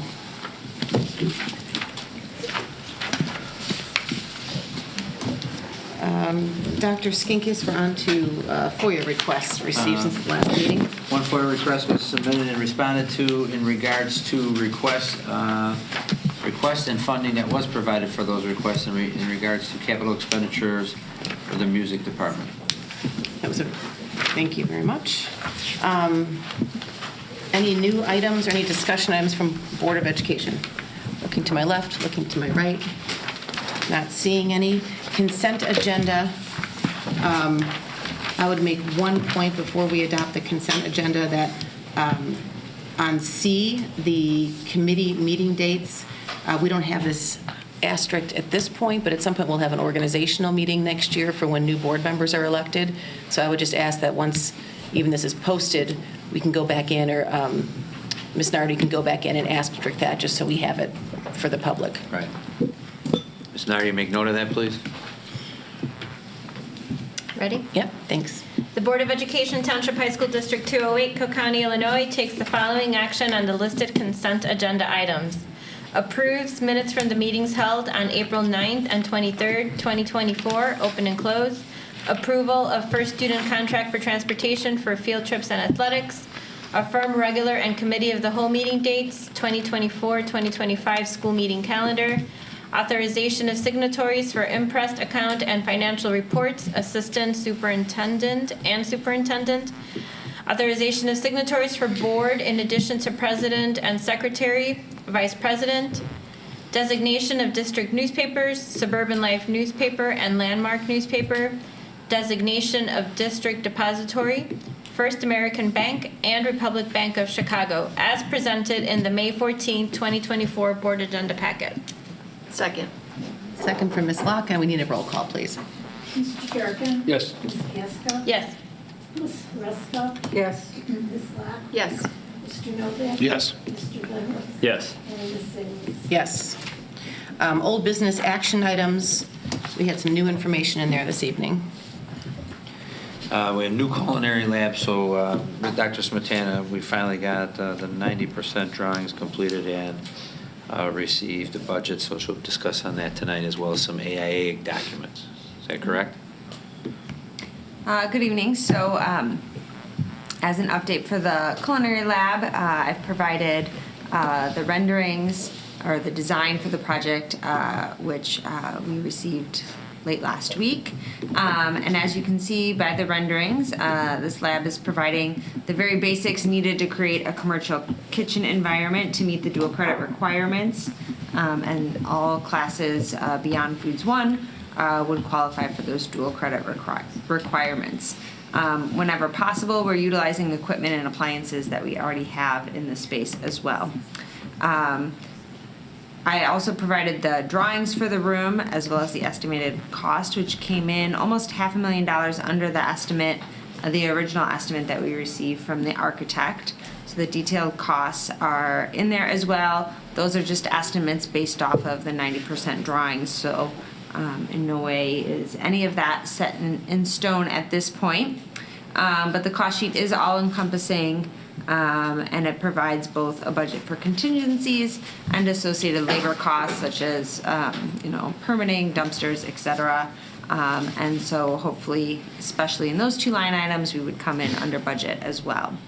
I'm also in the process of scheduling a meeting for Monday to review every aspect of the drawings with both the construction manager and the architect so that we can finalize them before going out to bid. And in finalizing them, we hopefully will be able to get a little more of an accurate cost and get the cost down just a little bit more. And then I also provided an updated timeline for the board for the project. And before we can go out to bid, I need to confirm that the board is willing and able to have a special meeting the week of June 24th to approve the bid. Because unfortunately, with the only one board meeting in June, we weren't able to line things up to match up with that. So do you want to do a kind of a straw poll on that question? Who's in town, who's not in town? That would be great. We only need 4 board members to be present, unless The date on that, The week it would of be on June that 24th. Tuesday. Are we still looking at? We could do it any time, right? We could be do it flexible. earlier, yes. Is anyone traveling that week? I think it sounds like we don't have anyone traveling. Late in the Okay. week, but not early in the week. June 24th, the week of June 24th, Laura. Yeah, the week of June 24th, so Tuesday would be on a Tuesday? Well, I think that's can open. go It's do up whatever for day. Discussion. My suggestion is, it sounds like no one's traveling that week. Why don't we do a Google poll and find a time and date that works to make sure we can get a majority. Does that work for everyone? Yeah. Okay. Can I ask, is there a preference whether it's in the evening or during the day? Evening. Evening. Okay. 7 o'clock. Okay, thank you. Please. We wouldn't be ready, because we only have one meeting in June? Correct. Correct. Yep. And we wouldn't be ready by the 11th. No, we're not scheduling the bid opening until because we have to have the bid out for a certain length of time, and then we also have to have time to have a pre-bid meeting for contractors to come in and walk the space and go over the bid with us. So I'm hearing general consensus the evening of the 25th would work, if that's what, but we can work with Ms. Nardi to finalize that. Sounds good to me. Should be a very short meeting. Yes. Okay. And then where does that track with the solar panel then? Solar panel project? Well, we had kind of temporarily put the solar panel project on hold until we had a sense of how much this project was going to cost. So I did reach out to Nania today to see what the timeline could look like for solar panels. And they said, unfortunately, like doing that this fall would not be feasible in terms of getting the RFP together and going out to bid and getting contractors and the solar panels and coordinating all of that for this fall. So we could do it as early as the spring of 25 or the summer of 25 if the board was willing to do that. I thought we had a discussion about moving them at the same time to take advantage of the construction manager. The oversight.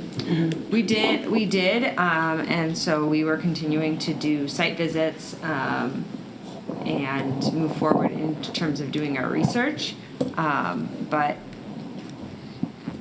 the other piece that's missing in this is, like I said, we wanted to see where this project came in and have a conversation with the board in regards to whether or not the board wanted to issue bonds if we were going to proceed with both projects at the same time. Right, so I think we're still having that discussion at a upcoming board meeting, right? We'll have bond counsel come in. Bond's going to come, bond council will come on May 28th. Okay. But we couldn't bring the bond council in until we finished the drawings. The architect needed 6 to 8 weeks to finish the 90% drawings, and then they got the first budget on the 60. So we're first at where we're at right now. So we hoped for the combined projects, but it's just not going to work. But I feel like we lost a window now on that. No, I think there'll still be some overlap because I don't anticipate this culinary lab being done, going out to first approving the bids on June 25th. I don't see it being done in 6 weeks. It's not like doing a kitchen at your house, or this is something that's going to take probably throughout the school year, definitely all first semester, which would be at that same time the construction managers here checking on those, working with that project, can be working with Nania on the RFP process for the solar panels. Now remember, the CM for the culinary lab is going to be a CM at risk, right? And so that means he's overseeing all the subcontractors, he's holding all the contracts. He is not having as an active role with the solar panels. He is going to serve as kind of like our owner liaison, owner consultant, because they're not designing, right? It's not architect design. It's kind of an all for one design, like where it's, I forget what the design build. Design build. So I think we will have some overlap. We won't be in construction at the same time. You know, one will be occurring next summer, late next spring, while one is wrapping up.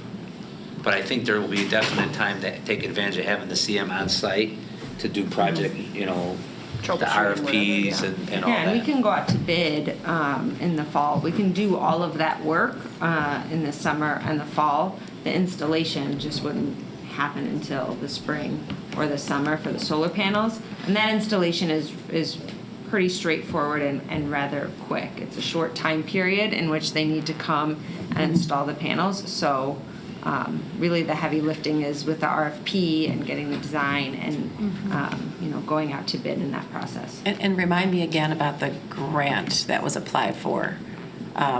We don't know if we have it yet, but if we did, we'd have 2 years to spend. We do. Construction manager, we grant. We got did $50,000. We did. Okay. I apologize. I'm not 100% certain. But we I don't can use believe that that. on the kitchen. I don't believe, no, we cannot. It's for solar panels. We had to designate a project for the state grant, and we designated solar panels, and we have 2 years from receiving it to spend it. That's what I'm thinking. And Okay. I don't believe I've seen that cross my desk yet. Okay. I don't think that money has been released. Okay, I should make sure we're not jeopardizing And that with the any two-year clock delay. starts once it's released. Once we receive So we it. got Okay. that. So we have Do we think they'll release it as part of this state fiscal year or next fiscal year? We don't I would know. have assumed, I would have assumed that they released it sooner. In past rounds, they've released it much sooner, so, Yeah. One other question. If we were contemplating using bonds, life safety bonds or going out for bonds, do we have to wait till November to issue them or? No. no. We could And just, we wouldn't be issuing life safety bonds, just to clarify, they would be non-taxable working cash bonds for capital projects. You don't have to specify which project, which capital project you want to issue them for. The timeline that we've discussed with bond counsel, should the board want to issue bonds, would be to do so earlier in the fall. Okay. So it's going to happen quick now because we were kind of waiting to get the drawings, Yeah. the preliminary budget, and it will start to fall into place. The board will start seeing things come to fruition now. So with any more, nothing to vote on this evening, but any questions on the draft documents? And I would suggest if you have questions, let's get them before we do a special meeting in June. Yeah, we will. I will need approval on the DLA and the Nicholas documents next week, or next board meeting, sorry. And there are 3 documents for DLA. It's in there, it's in for them. The first is the AIA, which is updating the master agreement that we have on file with them, which covers, all of the work they do. The AIA is updated every 10 years by the industry, and so that was 2013. Now we're doing the major project in 2024, and so we needed to update that after months of working with both legal counsels. We were finally able to get that finalized, and that's what you see in your board packet tonight. The second document is the final version of the MOU with DLA for the culinary lab, which outlines the architect fee for this project.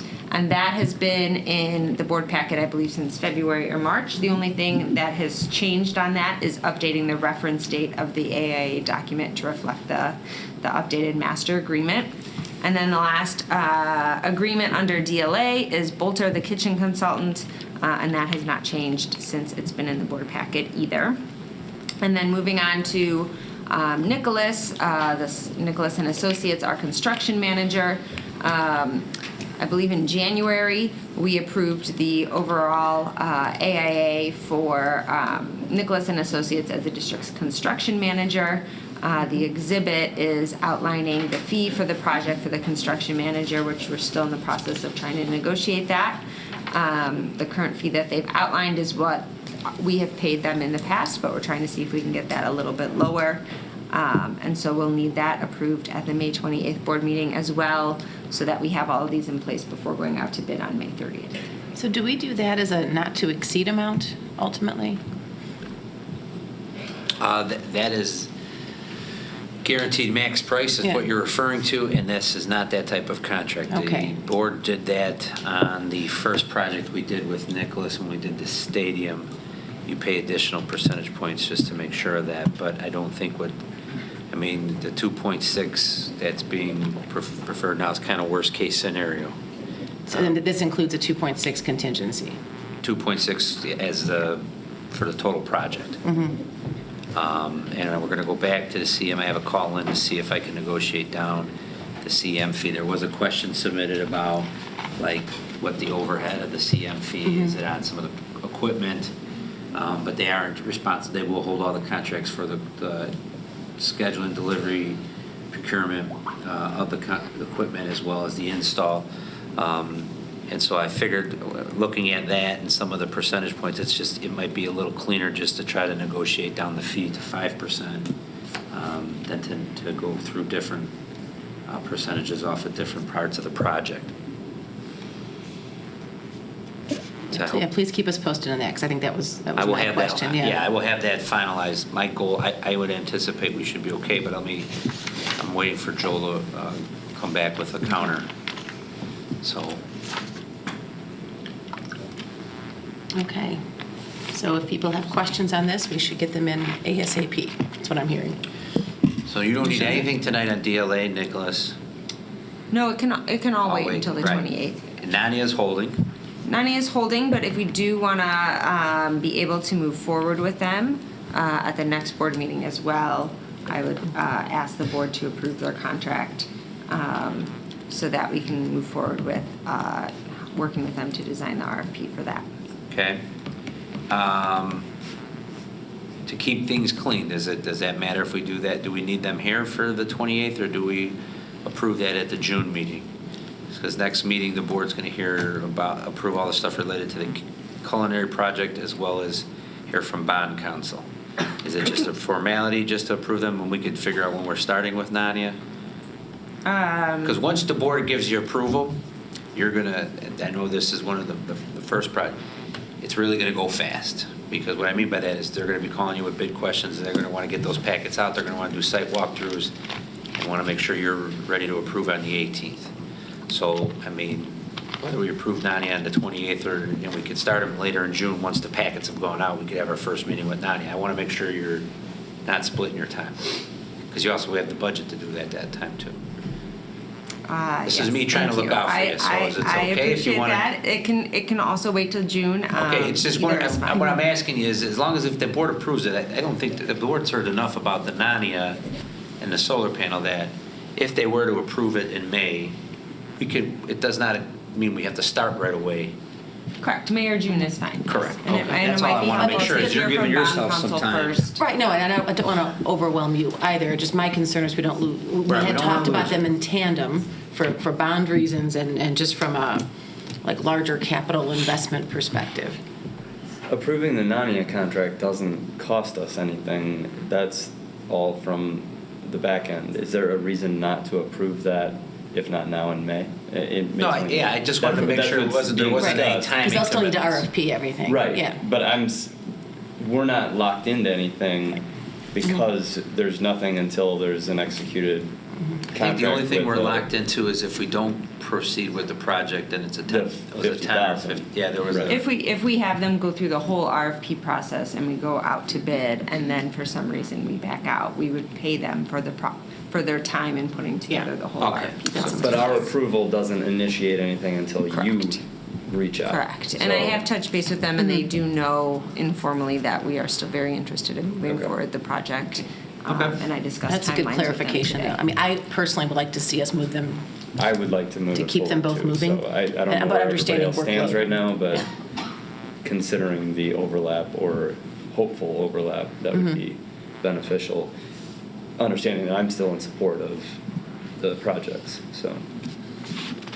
But I do appreciate that Dr. Smetana said we might want to wait to do that until after we get the bond report at the next meeting. And that's, So then we could do it in early June. Yep. And in the meantime, I'll reach out to Nania to see what the exact next steps are, so that when we are ready to pull the trigger, we have everything kind of lined up and ready to go. That would be helpful.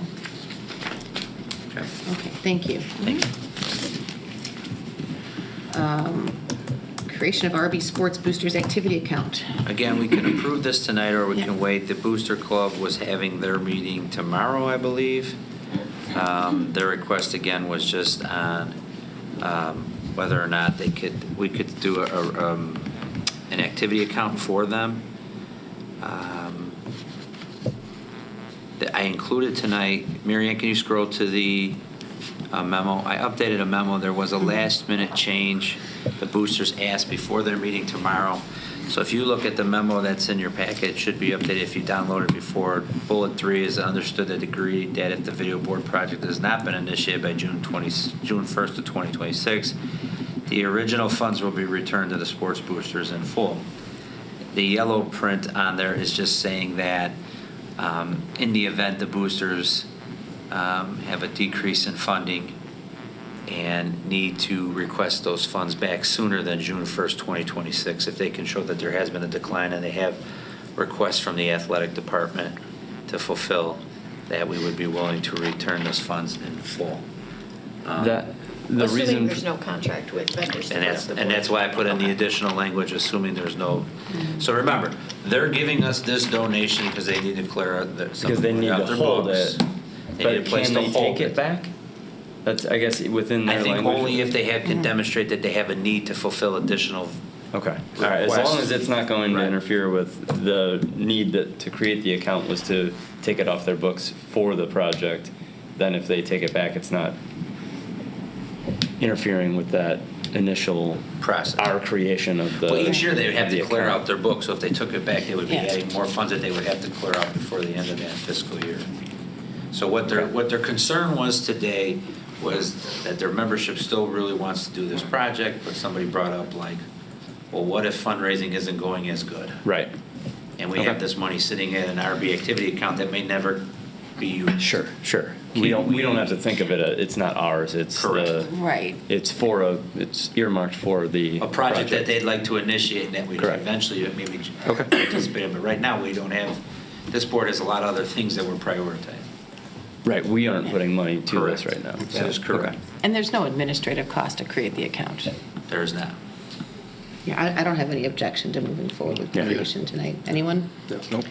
It just seems weird, like just a lot of back and forth for this video board that we may or may not, that they may or may not raise enough funds to purchase for the school.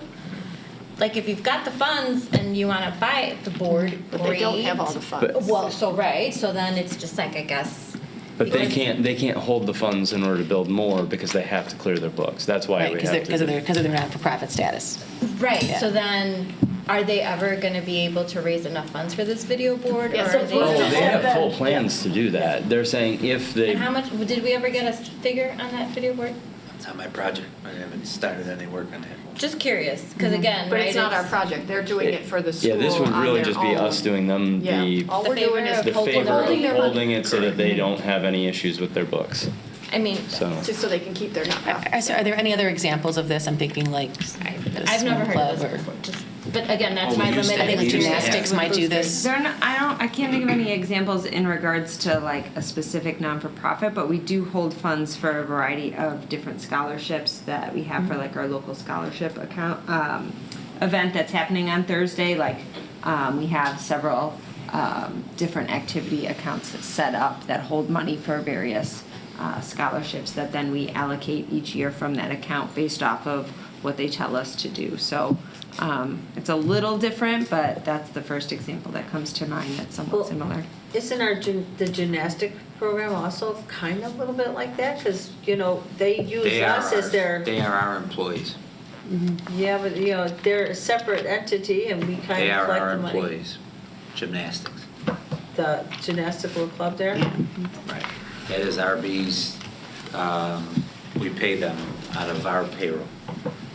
Has it always been like that though? Yes. I think what you're referring to is back, like maybe in my first, like 10, 11 years Yeah, ago, like when 'cause there was both- the 'cause Otters, a lot of the Otters swim and clubs and swim team, we things held had their funds and- activity yes. accounts, we moved that off. And again, we're not holding their budget. This is something that's coming with us, that they're specifically earmarking for a project. We referred to Board Policy 880. So basically what the board's approving is that they're okay with creating an activity account and a donation for this specific project. Did the auditors have any concerns with this arrangement? I have not heard back from him yet. He was on vacation, so I will reach out to him again. So let's hold it till If you May wanna hold it- 28th. Wait Yeah, until- 'cause I think that's the nature of your question, right? It is a little It just unusual. feels Yeah, like and that'll allow the athletic boosters to have their meeting, and then it's just, we're waiting for a final confirmation from the Because auditor. then how do you demonstrate a decline in fundraising? Well, we don't. Well, we don't. Well, how do It's they their money. demonstrate a If decline? they know would how get much more they make requests from every coaches for jerseys and equipment and not have it available, so then they'd want it back. I think the boosters are saying it's going to take them 2 to 3 years to raise his funds. Fundraise Let's it, put right. X amount each year and we'll buy it. If it's all clean, that's what they want to do. Let's but- just make sure yeah. it's clean, because it Right. just feels like, here, hold our money, just in Yeah. case we need it. Oh, wait, we need it, let's take it back. Yeah, And it's I just agree to wait. This But is the the- boosters have been so generous So with again, this school. my concern, Laura, is that, let's just Yeah. clear it with the auditor and just move on. Let's just make sure Okay, it's that's, clean. Thank you. That's fair. Yep, I thank think you. that's fair. We have no rush to approve this. Yeah. So we can wait till the next meeting. Chris, and please make a note to Yeah, I'll follow up get an with him. answer with Chris. Thank you very much. Board policy updates from Press Plus. So there really are only, there were two requested to discuss. As regards to the I'll start. We had the May 9th Advisory Council. The board policy, the Press Plus recommendations are very basic. The Advisory Council and I discussed them, and we're in agreement that we accept most, if not all, as presented. There are 3 policies included in your PDF attachment under this agenda item, 6:310, which talked about that whole dual credit, dual enrollment, and then dual degree program. So if you have to scroll through to find 6:310, like I am right now, we did add, the board member Gaska had brought up, is there, to make sure the policy includes something first if a student has financial needs. So we included language for a fee waiver, and then we put the cross-reference in the bottom.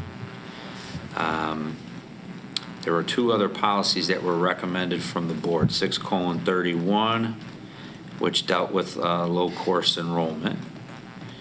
So we can discuss that if you don't have any questions on 6:310.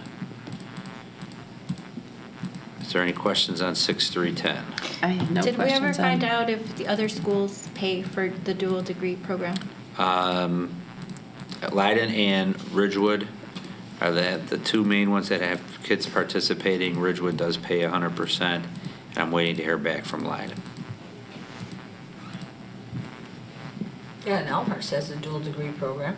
I mean, DuPage County has a robust dual degree program. Yeah, I think the question was whether or not, Who pays? who pays? So the Press Plus package, there were no questions, and then the committee reviewed that, correct? So there are no additional questions here. Correct. We've got the fee waiver on the one you just went over. And then the next one would be 6:31. We just had thought it'd be good diligence to have the policy group review that, and What page is that again? That is on board book page 136. Does that sound right? Or that might be. I'm looking at it differently. Mary Ann, would you have in your PDF? Yeah, I have 136 at 357. 137. And so this looks like the change that's underneath it has actually been striked. That's why it's highlighted. This was just something we were typing up that day. But the discussion that came up at that advisory council meeting was policy should really emphasize what the policy is, not the practice. So we left it on there just so the board would see, but that's really our procedure. And the advisory council was saying that we should not include that in the policy. It should just leave it as is. It's a policy manual, not a policy and procedure. That's a different. What, the part that's highlighted is the procedure? Correct. Yeah. I think it's been a topic of discussion, so it was worthy of a review. Yeah. And again, I know Ms. Ruska likes to give us the history, but it's important history. This has probably been around for about 10 years, right? This probably is a result of budgetary concerns. 13. The policy is 20 or less. That's the policy.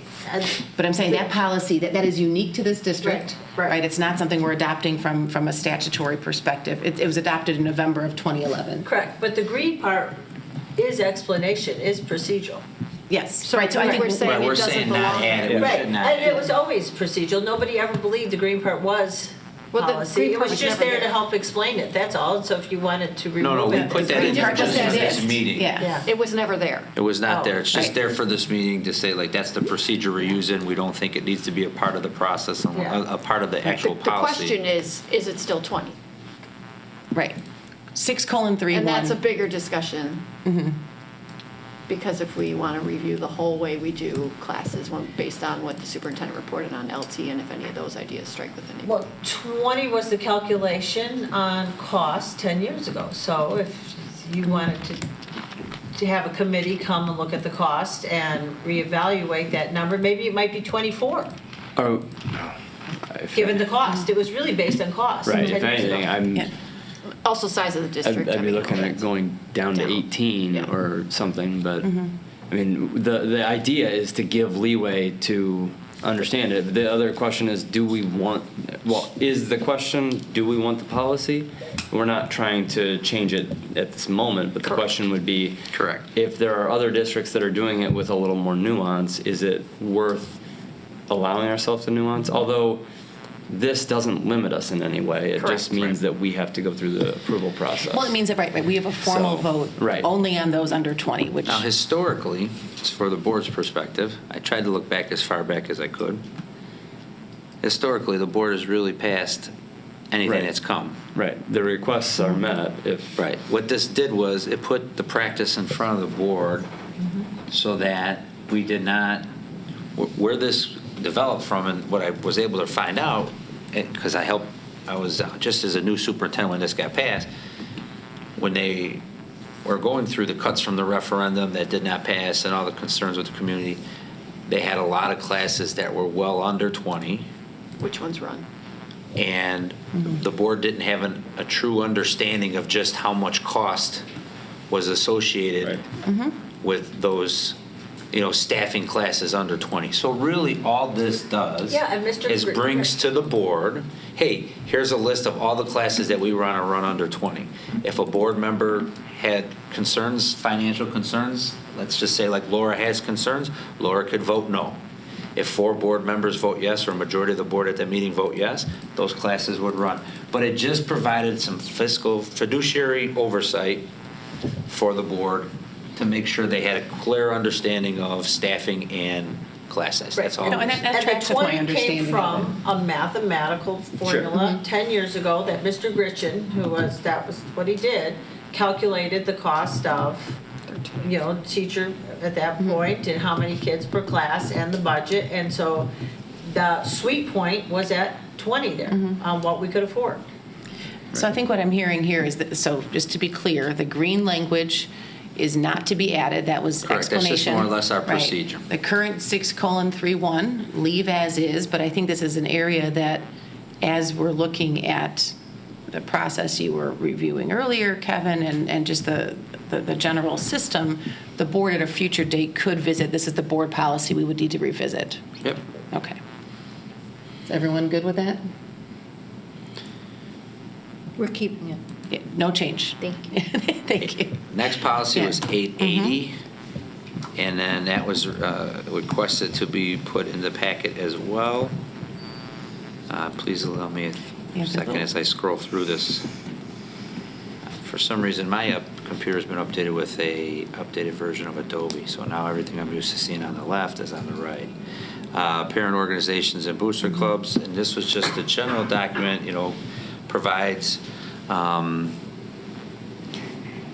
the kind of the background of what parent organizations and our booster clubs, how they're a valuable resource to the district, but also have no administrative authority, cannot determine district policy. The school board welcomes their suggestions and assistance. The school district should continue to have liaisons, work directly with the parent organizations, and then it cites like the 501c3 requirements, the maintaining of the website, having a agreement to adhere to board policies, board of directors, those types of things. So I remember when that was kind of put in place, that was when I think Cindy was the board president and Mike, because we didn't have any documents on the 503Cs, and we didn't have the budgets for our parent organizations. And that's when this policy became formalized. So it provides some good structure. It provided structure, and then there was some issues around how money was being spent and if it was being spent appropriately by the groups.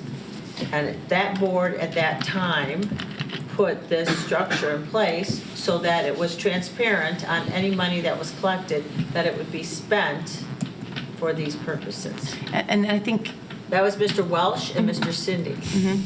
So it doesn't seem the policy group did review this, and I don't see any recommended changes. I think it's really robust. I think it probably goes a few steps further than a lot of that. That speaks to Mr. Welsh's background as an Yes. auditor, right? It goes a few steps further in terms of requirements for organizations. But I do think it is important that we have 4 different groups that report to the board on a regular basis, on an annual basis, right, with activities. And it kind of checks off all of these matters. And then the administration, Dr. Freitas, correct me if I'm wrong, does participate and support the 4 organizations throughout the year. So I think, I don't see any personal reason to change any of this, but I wanted to make sure that we were all aware that this policy was in effect. I think, Yeah. listen, I mean, as you heard tonight, with the work the music sponsors are doing, the boosters, I mean, we're blessed to have great groups. I think our policy supports and protects the district, but at the same time, It allows them to do it. Yeah, it allows them to do their job, but it also giving them some guidance so that they make sure they stay transparent. I think we're in a good spot. Was there any other discussion on the policies? Are we ready to move forward? We're good? I'd like to get them to approve tonight if that's okay. No objection here. The Board of Education Township High School District 208, Cook County, Illinois approves Press Plus Policy Issue 114 with policies 6:310, 6:31, and 8:90 included as presented in the May 12, 2024 Board Agenda Packet. We have a second? I'll second. A second from Mr. Novak, and that's an all in favor. All in favor? Aye. No objections? So moved.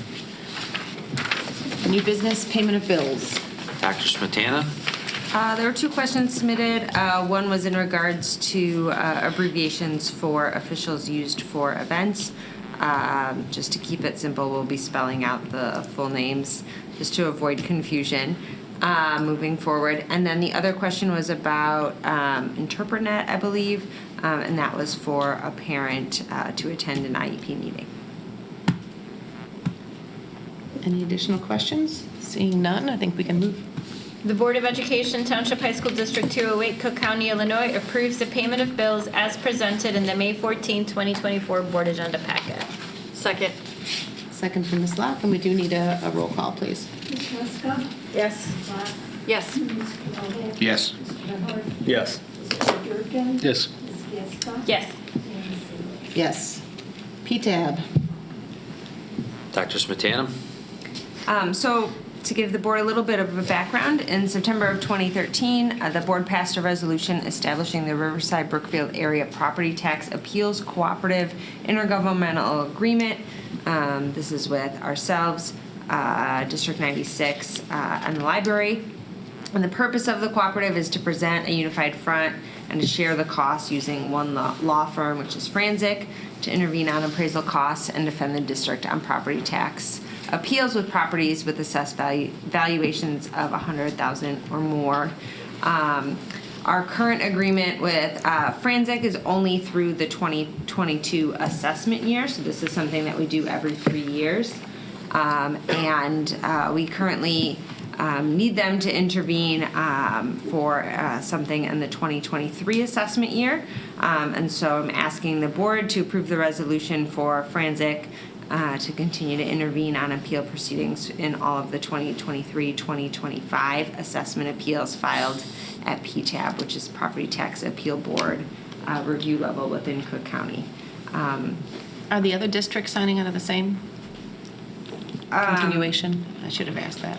Yeah, I don't know. We need to do ours individually, so I don't know if they've already done it or where they stand in that. But the attorney reached out to us because ours is expiring this month, and we need to file something this month. Yeah, I thought this was kind of off cycle. It threw me for a bit of a. So I do need it. I do need it approved tonight, so that the Franzik can intervene on our behalf. Any questions from anyone? We okay moving forward? Yes. We'd be using Franzik either way. Correct. Whether it was This through is our just a way to cooperative help us or- save Yeah, all right. costs. The Board of Education Township High School District 208, Cook County, Illinois approves the PTAB resolution authorizing Franzik PC to intervene on all 2023 through 2025 PTAB assessment appeals as presented in the May 14, 2024 Board Agenda Packet. You have a second? Second. Second from Mr. Durkin, and we need a roll call, please. Yes. Mr. Novak? Yes. Mr. Van Orst? Yes. Mr. Durkin? Yes. Ms. Gasko? Yes. Ms. Ruska? Yes. And Ms. Salas? Yes. Consolidated district plan. Do we need approval on this tonight?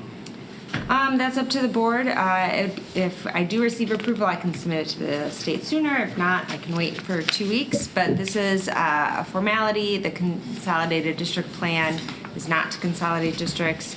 It's a terrible name. It is for all of the grants that we file for the state, and we have to file this plan before we can submit any of our grants for the upcoming school year.